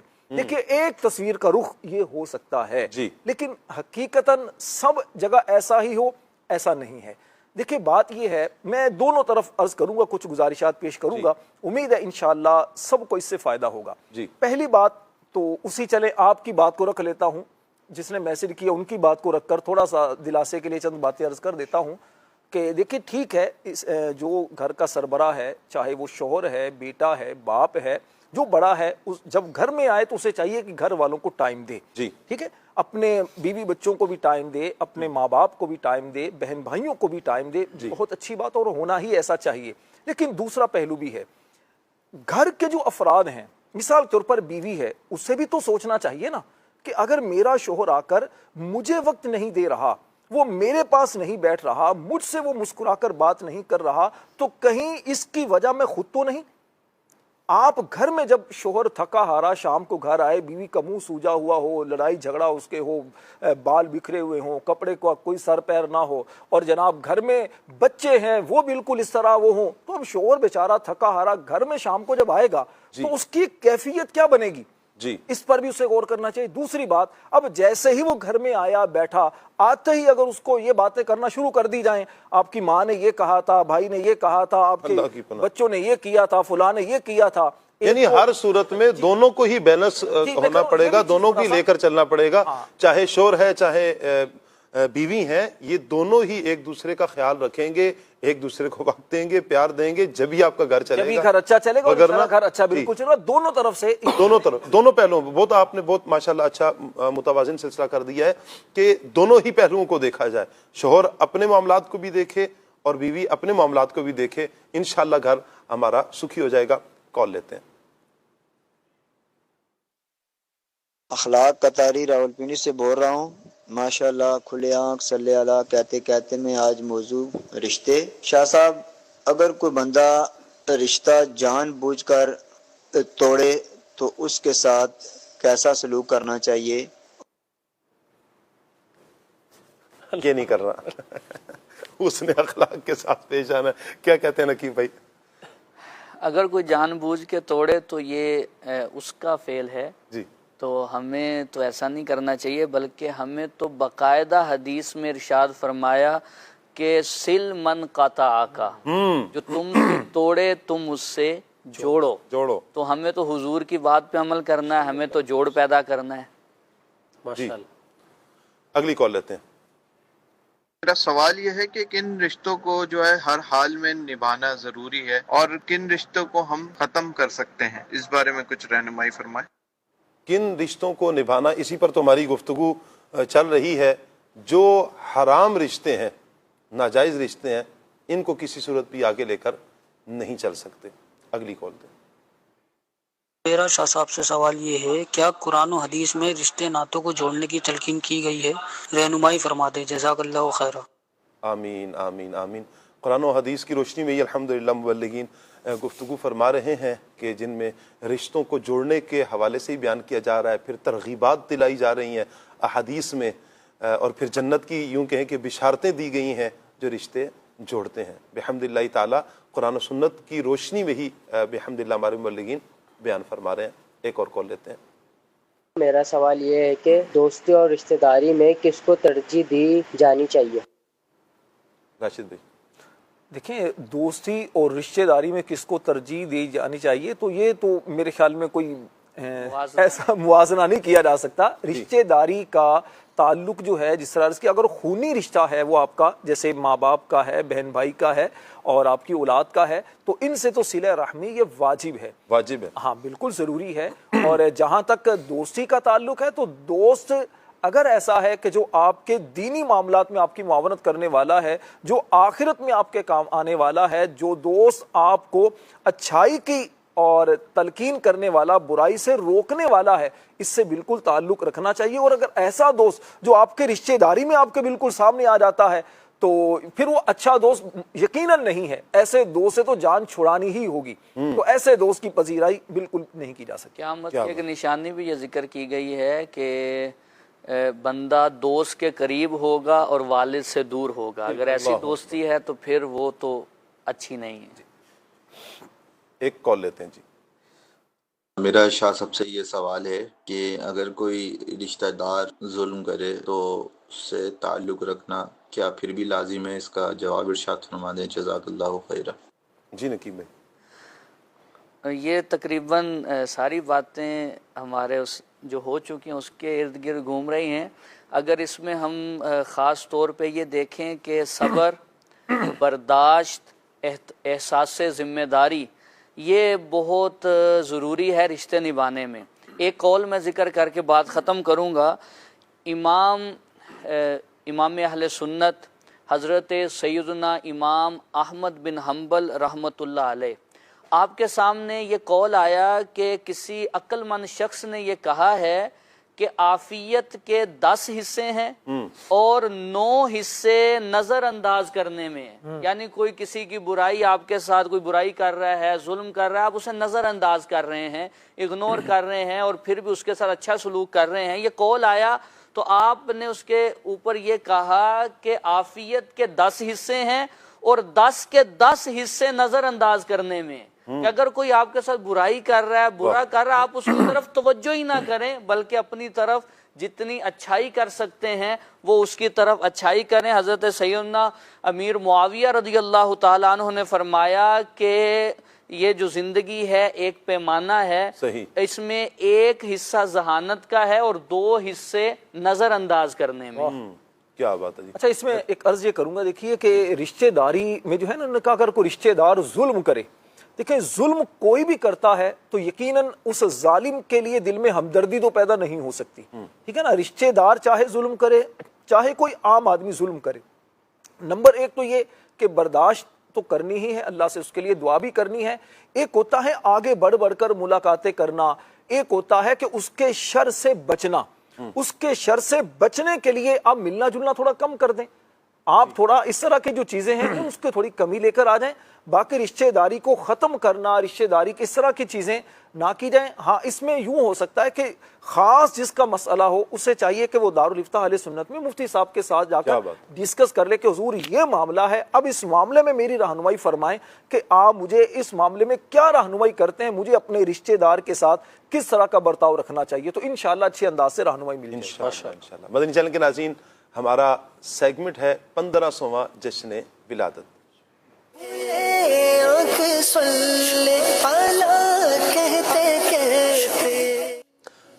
الحمدللہ رب العالمین والصلاة والسلام علی خاتم النبیین، اما بعد فاعوذ باللہ من الشیطان الرجیم، بسم اللہ الرحمن الرحیم۔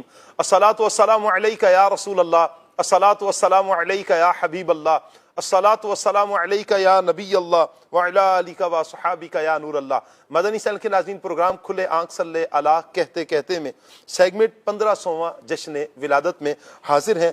پیارے آقا صلی اللہ علیہ وآلہ وسلم کے بچپن کے واقعات ہم سن رہے تھے۔ نبی پاک علیہ الصلوۃ والسلام کی عمر مبارک جب 6 برس کی ہوئی تو آپ کی والدہ ماجدہ रदी अल्लाह ताला अन्हा नबी पाक अलैहिस्सलाम को साथ लेकर मदीना मुनव्वरा आपके दादा के ननियाल बनो अदी बिन नज्जार में रिश्तेदारों की मुलाकात या अपने शोहर की कब्र की ज़ियारत के लिए तशरीफ ले गईं।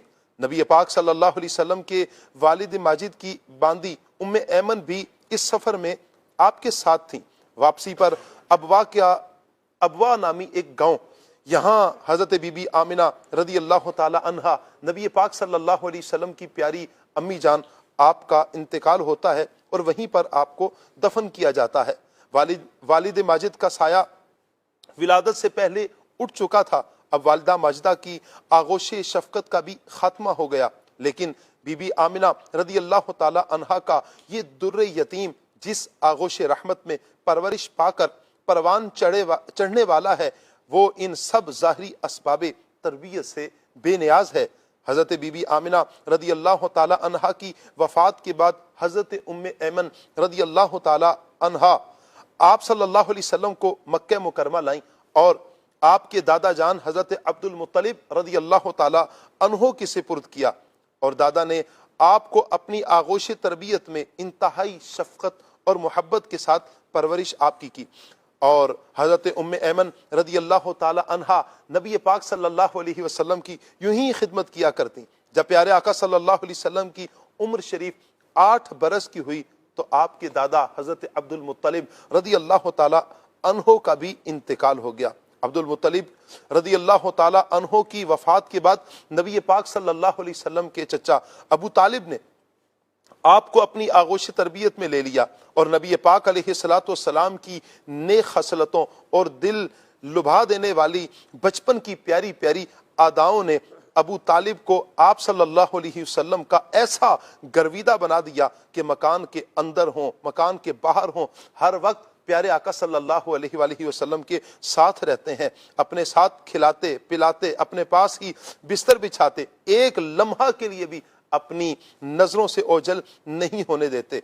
अबू तालिब का बयान है कि मैंने कभी भी नहीं देखा मेरे प्यारे महबूब सल्लल्लाहु अलैहि वसल्लम किसी वक्त भी कोई झूठ बोले हों या किसी को धोखा दिया हो या किसी को कोई ईजा पहुंचाई हो या बेहुदा लड़कों के पास खेलने के लिए गए हों या कभी कोई खिलाफे तहजीब बात की हो। हमेशा इंतहाई खुश अखलाक, नेक अतवार, नरम गुफ्तगू, बुलंद किरदार और आला दर्जे के पारसा और परहेजगार रहे। एक मरतबा मुल्क अरब में इंतहाई खौफनाक कहत पड़ गया। अहले मक्का ने बुतों से माज़अल्लाह फरियाद का इरादा किया, मगर एक हसीनो जमील बूढ़े ने मक्के वालों से कहा, ए अहले मक्का, हमारे अंदर अबू तालिब मौजूद हैं जो बानी काबा हज़रत इब्राहीम खलीलुल्लाह अला नबीना व अलैहिस्सलातु वस्सलाम की नस्ल से हैं और काबा के मुतवल्ली और सज्जादा नशीन भी हैं। हमें उनके पास चलकर दुआ की दरख्वास्त करनी चाहिए। चुनाचे सरदाराने अरब अबू तालिब की खिदमत में हाजिर होते हैं, इनके पास आते हैं और फरियाद करने लगे कि ए अबू तालिब, कहत की आग ने सारे अरब को झुलसा के रख दिया है।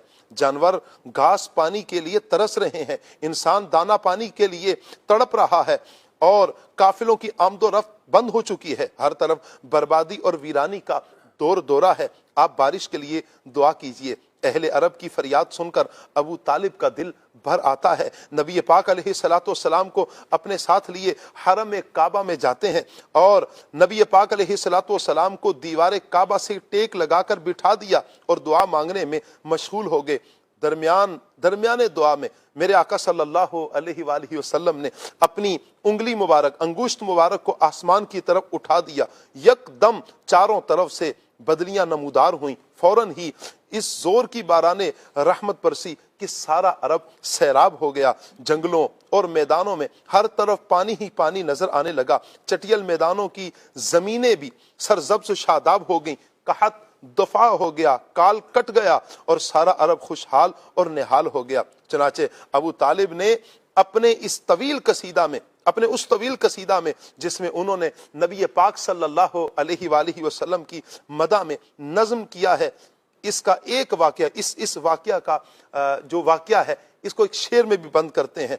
आप नबी पाक सल्लल्लाहु ताला अलैहि वसल्लम की आप शान मदनी चैनल के नाज़रीन समात फरमा रहे हैं। जो अबू तालिब ने जो नज़म پیارے آقا صلی اللہ علیہ وسلم کی شان میں لکھی.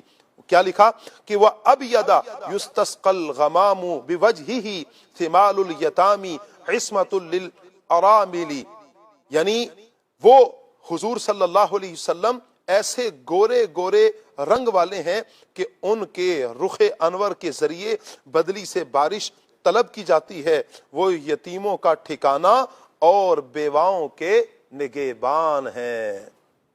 سبحان اللہ. صلو علی الحبیب صلی اللہ تعالی علی محمد. مرحبا بولو مرحبا مرحبا جھوم کر بولو مرحبا مرحبا جھوم کر بولو مرحبا سرکار کی آمد مرحبا دلدار کی آمد مرحبا آقا کی آمد مرحبا داتا کی آمد مرحبا ذرا جھوم کے بولو مرحبا مرحبا بولو مرحبا مرحبا جھوم کر بولو مرحبا.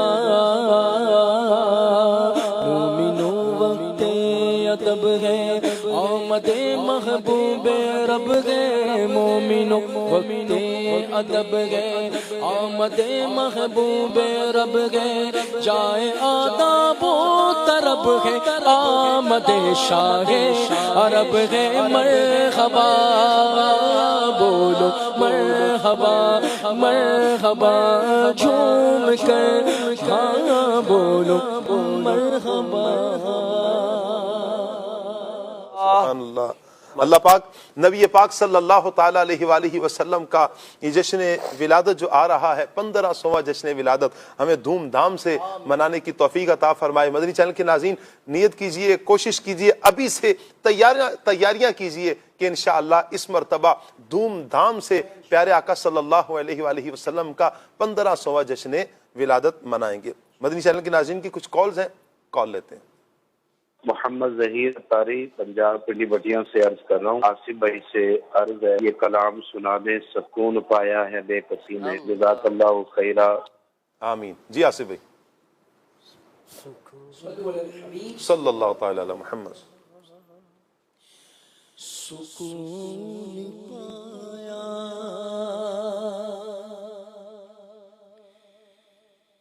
ہے بے کسی حدود غم سے نکل گیا خیال حضرت جب آ گیا ہے خیال حضرت جب آ گیا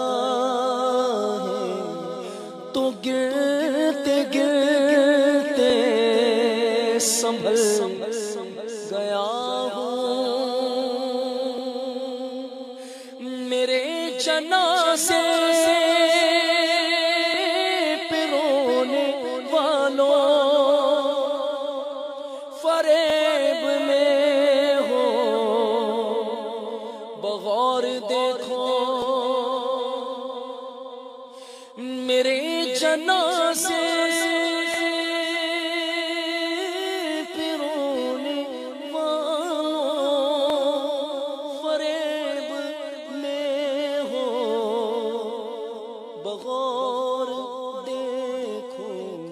مرا نہیں ہوں غم نبی میں مرا نہیں ہوں غم نبی میں لباس ہستی بدل گیا ہوں. کیا بات ہے. ایک اور کال لیتے ہیں. جی محمد نعیم اتاری عرض کر رہا ہوں. آصف بھائی سے عرض ہے یہ کلام سنا دیں. شہنشاہ حبیبا مدینے دیا خیر منگنا میں تیرے سرکار تو جزاک اللہ خیرہ. آمین آمین. جی آصف بھی ایک شعر اس کا بھی ہو جائے. شہنشاہ حبیبا مدینے دیا خیر منگنا میں تیری سرکار چھوں. شہنشاہ حبیبا مدینے دیا خیر منگنا میں تیری سرکار چوں. صدقہ اپنے فقیراں دا دے سونیا. صدقہ اپنے فقیراں دا دے سونیا. خالی جاواں نہ میں تیرے دربار چوں. پہنچے ساحل تے سب دے سفینے گئے بختاں والے ہزاراں مدینے گئے. پہنچے ساحل تے سب دے سفینے گئے بختاں والے ہزاراں مدینے گئے.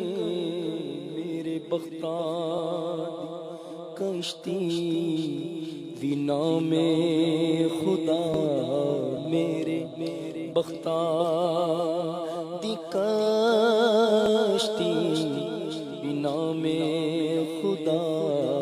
پار کر دے غماں دے تو مجھدار چوں. مرحبا. کال لیتے ہیں جی. میرا نام انوار حسین ہے. میں بہاولپور سے بات کر رہا ہوں. مجھے آپ کا پروگرام بہت اچھا لگتا ہے. میں بہت شوق سے دیکھتا ہوں. مجھے یہ کلام سنا دیجئے. 12ویں کا نور دل پہ چھا گیا آ گئے نبی آ گئے نبی. مرحبا. جی آصف بھائی. 12ویں کا نور دل پہ چھا گیا 12ویں کا نور دل پہ چھا گیا آ گئے نبی آخری نبی. بولو آ گئے نبی آخری نبی. 12ویں کا نور دل پہ چھا گیا 12ویں کا نور دل پہ چھا گیا آ گئے نبی آخری نبی. بولو آ گئے نبی آخری نبی. مستیوں سرور میں بزم کائنات ہے مستیوں سرور میں بزم کائنات ہے. عاشقوں میں دھوم ہے جشن والی رات ہے عاشقوں میں دھوم ہے جشن والی رات ہے. سج گئی زمین عرش سج گیا سج گئی زمین عرش سج گیا کیونکہ آ گئے نبی آخری نبی. بولو آ گئے نبی آخری نبی. ایک اور کال لیتے ہیں جی. میں کھچی والا سید زین العابدین تاری بات کر رہا ہوں. پیارے پیارے ثاقب بھائی ماشاءاللہ آپ بہت اچھا پروگرام ہوسٹ کرتے ہیں. ہم تو اسٹوڈنٹ ہیں اس لیے ہمیں کبھی کبھار مارننگ پروگرام دیکھنے کا موقع ملتا ہے. آج میں یہ ایک نعت شریف سناؤں گا. میں لب کشا نہیں ہوں اور محو التجا ہوں. میں محفل حرم کے آداب جانتا ہوں. میں لب کشا نہیں ہوں. جزاک اللہ خیرہ. آمین آمین. بہت شکریہ زین العابدین بھائی آپ کا. اللہ آپ کو برکتیں عطا فرمائے. ہماری کوشش ہوتی ہے جس دن آپ کو چھٹی ہو ہم اس دن ایسے ہی ٹاپکس رکھیں جس میں اسٹوڈنٹس کو فائدہ ہو. چلیں جی اگلی کال لیتے ہیں. میرا نام محمد نصر اللہ خان اطاری ہے. میں پنجاب کے شہر پنجور سے بات کر رہا ہوں. کل آنکھ صلی اللہ کہتے کہتے میں ایک تو کلام سننا ہے، چنینو چنا تمہارے لیے، بنے دو جہاں تمہارے لیے. کیا بات ہے، کچھ آگے پیچھے ہو گیا شعر لیکن آپ پورا کر دیں. زمین و سما تمہارے لیے، مکین و مکان تمہارے لیے، زمین و سما تمہارے لیے، مکین و مکان تمہارے لیے، چنین و چنا تمہارے لیے، بنے دو جہاں تمہارے لیے. وجہ تخلیق کائنات ہے، وجہ تخلیق کائنات تیرے صدقے جانے جانا، صدقے جانے جانا تیرے قربا، جانے جانا تیرے قربا، جانے جانا. سبحان اللہ سبحان اللہ. ایک اور کال لیتے ہیں جی. آصف بھائی کی آمد مرحبا. کیا آصف بھائی مدنی ہیں؟ اور آصف بھائی سے یہ عرض ہے کہ یہ والا کلام سنا دیں، میرا گدا میرا منگتا میرا غلام. جی آصف بھائی آپ مدنی ہیں؟ ان کی صحبت میں رہتا ہوں اور میری دعا کر دیں ہو جاؤں. ہوں نہیں میں مدنی کا مطلب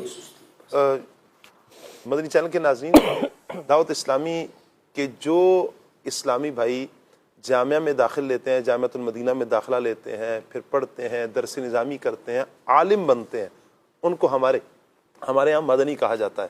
تو یہ کالر کا سوال یہ تھا کہ کیا یہ مدنی ہے؟ تو آصف بھائی فرما رہے ہیں کہ درس نظامی نہیں کیا. چلیں اللہ تعالیٰ مدنی چینل پر آنے والا مدنی نہیں ان کی امید تو یہی ہے کہ ان کی مراد بھی یہی ہوگی کہ جو بیان کی جا رہی ہے. آصف بھی کلام کی فرمائش تھی آپ سے. جی اب انہوں نے جو کلام جو بتایا وہ مجھے اس کے اشعار ذہن میں نہیں ہے، لیکن ان کی جو مراد ہے نا وہ میں انشاءاللہ پوری کرتا ہوں. کیا بات ہے. آپ صلی اللہ علیہ الحبیب صلی اللہ علیہ محمد. حاضری ہو نیازی کی دربار میں،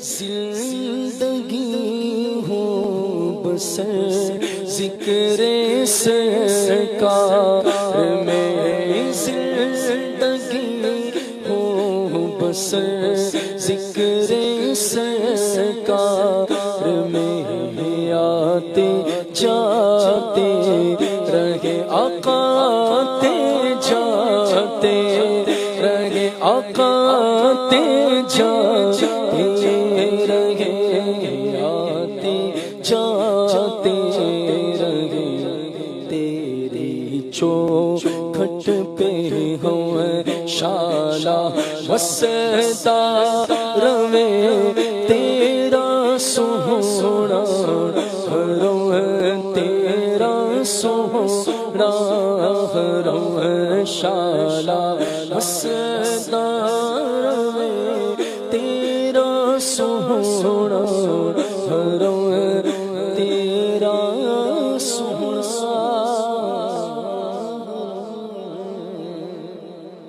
کیا بات ہے جی.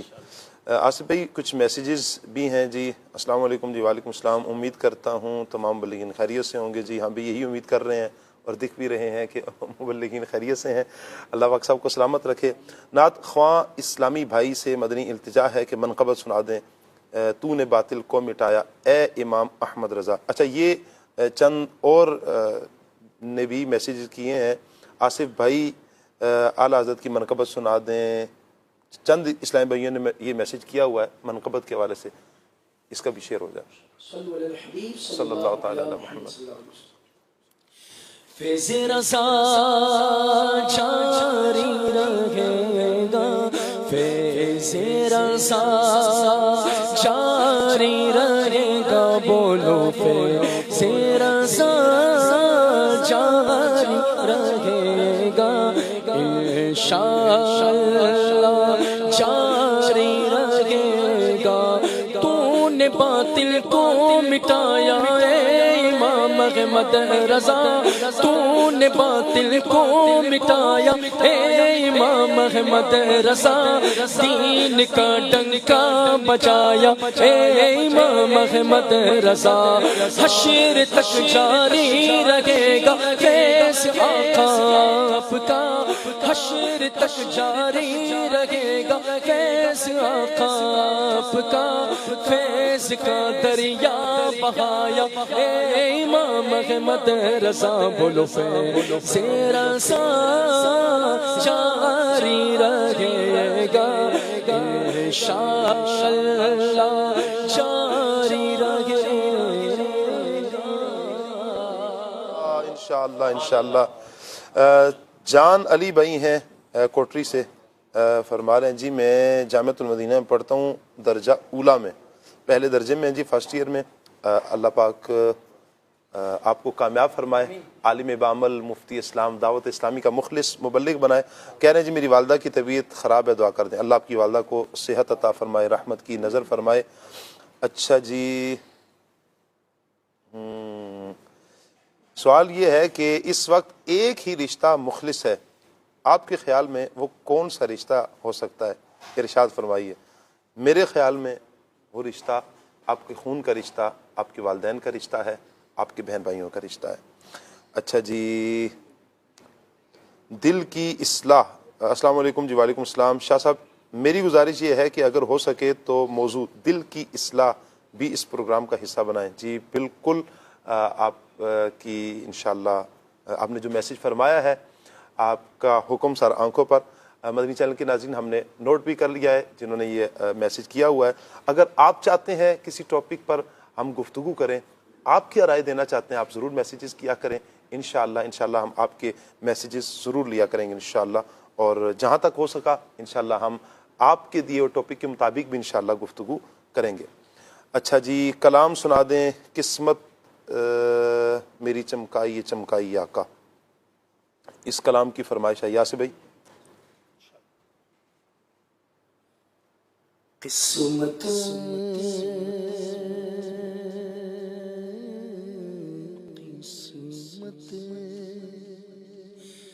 मेरी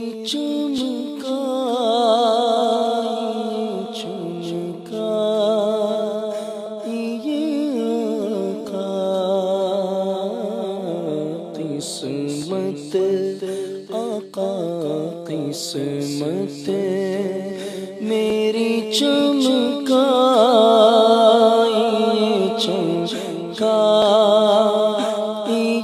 आका, मुझको मुझको भी दरे पाक पे बुलवाइए आका, मुझको भी दरे पाक पे बुलवाइए आका। सीने में हो काबा तो बसे दिल में मदीना, आँखों में मेरी आप समा जाए आका।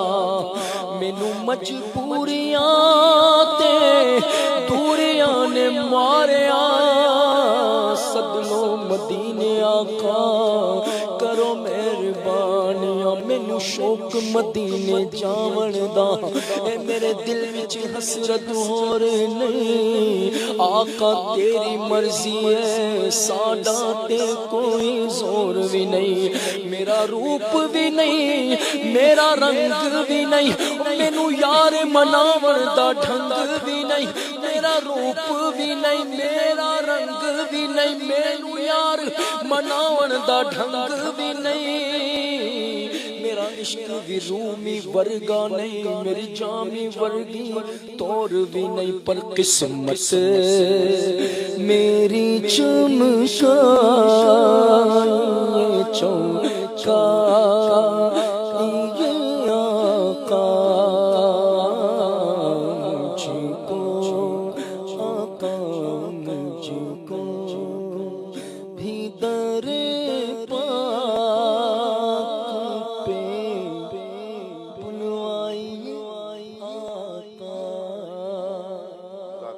بہت شکریہ۔ اچھا جی، بلال اتاری ہیں جامپور سے، مجھے 2000 مرتبہ درود پاک کا تحفہ یہ پیش کر رہے ہیں، بہت شکریہ آپ کا، اللہ آپ کو برکتیں عطا فرمائے۔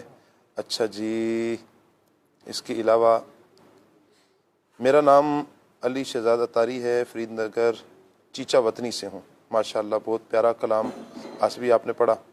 اچھا جی، ایک بات یہ کر رہے ہیں جی ثاقب بھائی، الحمدللہ جیسے رشتہ دار، اساتذہ، دوست، احباب مجھے ملے ہیں ایسے کسی کو نہیں ملے، سب بہت محبت کرنے والے ہیں۔ کیا بات ہے آپ کی، اللہ آپ کو اللہ مزید اچھا کرے، اور بہت سے ایسے افراد ہیں جن کو بہت اچھے دوست ملے ہیں، یہ خوش قسمتی ہے، گڈ لک ہے، اچھے رشتہ دار، اچھے دوست، محبت کرنے والے مخلص افراد مل جائیں، کیا بات ہے جی۔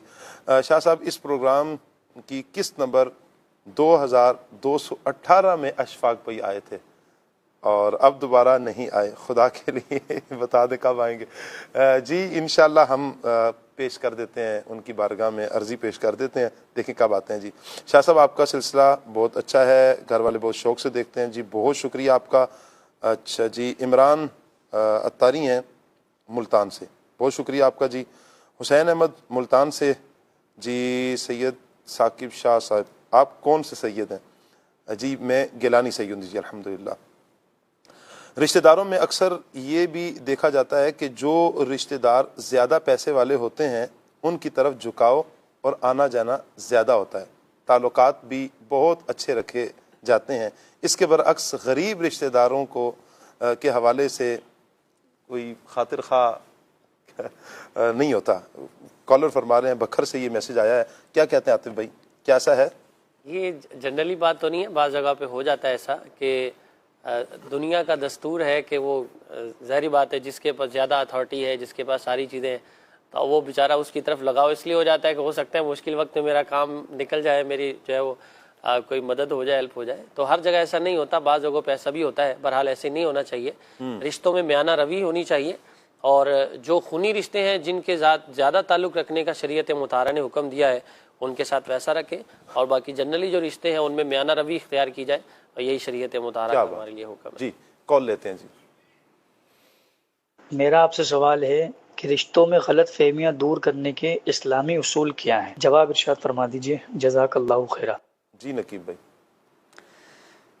غلطی ہو تو مان لینی چاہیے، غلط فہمی ہو تو فوراً دور کر دینی چاہیے۔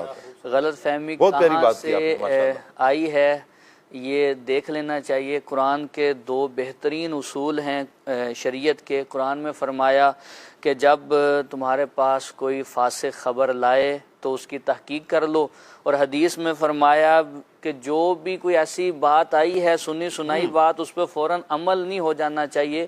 حضور فرماتے ہیں کفا بالمرء کاذبا ان یحدث بکل ما سمع، انسان کے جھوٹا ہونے کے لیے اتنا ہی کافی ہے کہ وہ ہر سنی سنائی بات آگے بیان کر دے۔ تو بہترین یہ ہے انفارمیشن ملی ہے تو اس کو کنفرم کر لیا جائے، غلطی ہو تو مان لی جائے، غلط فہمی ہو تو اسے دور کر دیا جائے۔ کیا بات ہے، غلط فہمی کو دور کر لیا جائے۔ راشد بھائی، جو ٹاپک ہمارا چل رہا ہے، میں چاہوں گا اس پہلو پر بھی آپ کچھ گفتگو فرمائیں کہ رشتوں میں جو یہ دراڑ آتی ہے اس کے اسباب کیا ہیں، کیوں رشتے ٹوٹتے ہیں؟ رشتوں میں بگاڑ کے ویسے تو بہت سارے اسباب ہیں، چند اسباب مختصر وقت میں کوشش کرتا ہوں بیان کرنے کی۔ اللہ کرے کہ ہم ان جو بگاڑ کے اسباب ہیں ان پر غور کریں، اور پھر یہ دیکھیں کہ ان میں سے ہمارے اندر کچھ اگر خامی یا کوئی ایسی چیز پائی جا رہی ہے تو اس سے خود بھی بچنے کی کوشش کریں۔ سب سے پہلی بات تو یہ ہوتی ہے کہ جب اعتماد رشتوں سے اٹھ جاتا ہے تو رشتے پھر ختم ہونا شروع ہو جاتے ہیں۔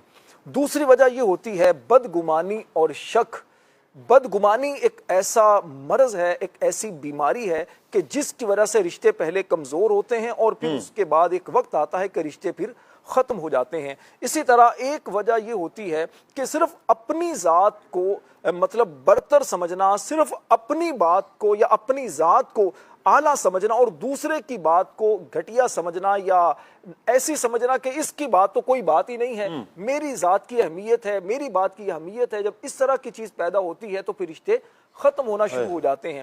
اسی طرح ایک وجہ ہوتی ہے کمیونیکیشن گیپ۔ جب ملنا جلنا ختم کر دیا جائے، ملاقات کم کر دی جائے، تو آنا جانا کم کر دیا جائے، تو پھر اس سے کیا ہوتا ہے کہ رشتوں میں دراڑیں پڑنا شروع ہوتی ہیں، غلط فہمیاں پیدا ہوتی ہیں اور پھر ایک وقت آتا ہے کہ رشتے پھر ختم ہو جاتے ہیں۔ اچھا، ایک وجہ یہ بھی ہوتی ہے کہ دوسرے کی بات یا دوسرے کا جو رویہ جو رشتہ داروں کا وہ برداشت نہ کیا جائے، ان کو نظر انداز نہ کیا جائے، بلکہ چھوٹی سی بات کو بہت بڑا بنا کر جب لیا جاتا ہے تو نتیجہ یہ ہوتا ہے کہ رشتے پھر ختم ہونا شروع ہو جاتے ہیں۔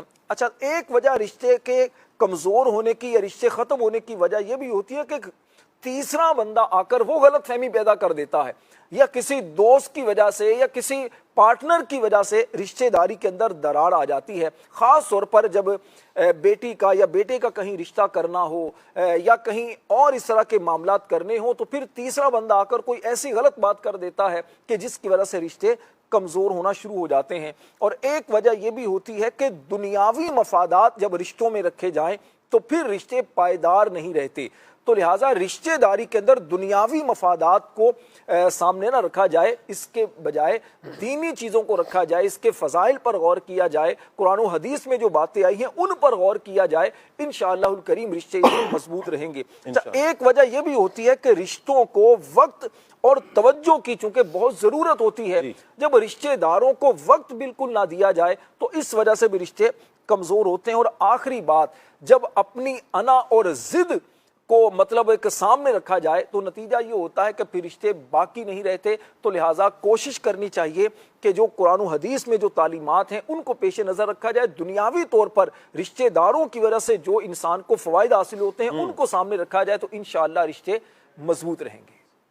کال لیتے ہیں جی، کال دیجیے گا۔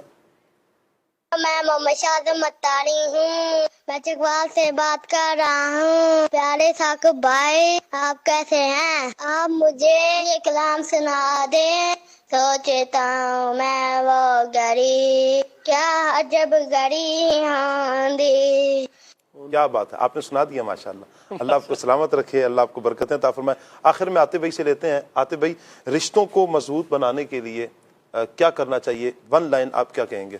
یہ رشتوں کو مضبوط بنانے کے لیے سب سے پہلی بات تو یہ ہے اخلاص اور محبت۔ کیا بات ہے کہ رشتوں میں خلوص پیدا کریں، محبت قائم رکھیں، دوسروں کا سب احساس کریں اور رشتوں کو وقت دیں، جس کے لیے جتنا وقت ہے اتنا دیجیے، رابطہ رکھیے، دوسروں کے غم میں شریک ہوئیں، اپنی خوشیوں میں ان کو بلائیں، اور دکھ اور غم میں ایک جملہ رات مدنی مذاکرے میں بھی بیان کیا گیا تھا کہ غم کے وقت کسی کا تسلی والا ہاتھ جو ہے وہ خوشی کے وقت واہ واہ کرنے اور اس کو انعام و اکرام دینے اور تالیاں بجانے سے اچھا ہے۔ تو غم میں شریک ہوں تو اس سے بھی رشتے مضبوط ہوتے ہیں، اور تحادو تحابو، تحفہ دیں، محبتیں بڑھتی ہیں۔ تو جب بھی کوئی رشتہ دار ہو تو اپنے حسب توفیق جتنا اللہ یعنی رشتے کو مضبوط کرنے کے لیے یہ والے اقدام بھی آپ کر سکتے ہیں کہ آپ تحفہ دیں اور انشاءاللہ اسے محبت بڑھے گی۔ ایک سوال، آخری سوال نقیب بھائی آپ کی طرف بڑھاؤں گا، اس کے بعد پھر انشاءاللہ آصف بھائی کی طرف بڑھیں گے اور صلاۃ والسلام لیں گے۔ نعیم بھائی ہیں، یہ فرما رہے ہیں کہ اگر ایک رشتہ دار جان کر بار بار تنگ کرے اور عزت نفس پر وار کرے، کیا کریں ہم؟ معاف کر دیں۔ معاف کر دیں، کیا بات ہے، ایک جملے میں آپ نے بڑا پیارا جواب دے دیا، معاف کر دیں، درگزر سے کام لیں، انشاءاللہ فائدہ ہوگا۔ میری والدہ ماجدہ کی مغفرت کی دعا فرمائیں، یغفر اللہ لنا ولکا ولی امک۔ اللہ تعالیٰ آپ کی والدہ کی مغفرت فرمائے، ہماری بھی مغفرت فرمائے، آمین بجاہ النبی الامین صلی اللہ علیہ وسلم۔ رشتوں کو مضبوط کیجئے، اچھے ماحول کے ساتھ وابستہ رہیں، انشاءاللہ دنیا میں بھی کامیابی ہوگی، آخرت میں بھی کامیابی ہوگی۔ صلو علی الحبیب صلی اللہ تعالیٰ علی محمد صلی اللہ علیہ وآلہ وسلم۔ بڑھتے ہیں صلاۃ والسلام کی طرف۔ یا رسول اللہ، یا حبیب اللہ، پکارو یا رسول اللہ۔ لا یا حبیب اے شہنشاہ مدینہ الصلاۃ والسلام زینت عرش معلا الصلاۃ والسلام مینوں پڑھتے رہو تم اپنے آقا پر درود ہے فرشتوں کا وظیفہ الصلاۃ والسلام مسلی ہوں جمیل قادری مرنے کے بعد میرا لاشا بھی کہے گا الصلاۃ والسلام سرکار کی آمد مرحبا دلدار کی آمد مرحبا رسول کی آمد مرحبا جشن ولادت مرحبا یا رسول اللہ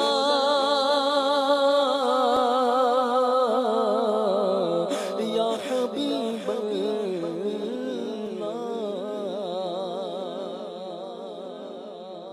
کھلے آنکھ صلی اللہ کہتے کہتے کھلے آنکھ صلی اللہ کہتے کہتے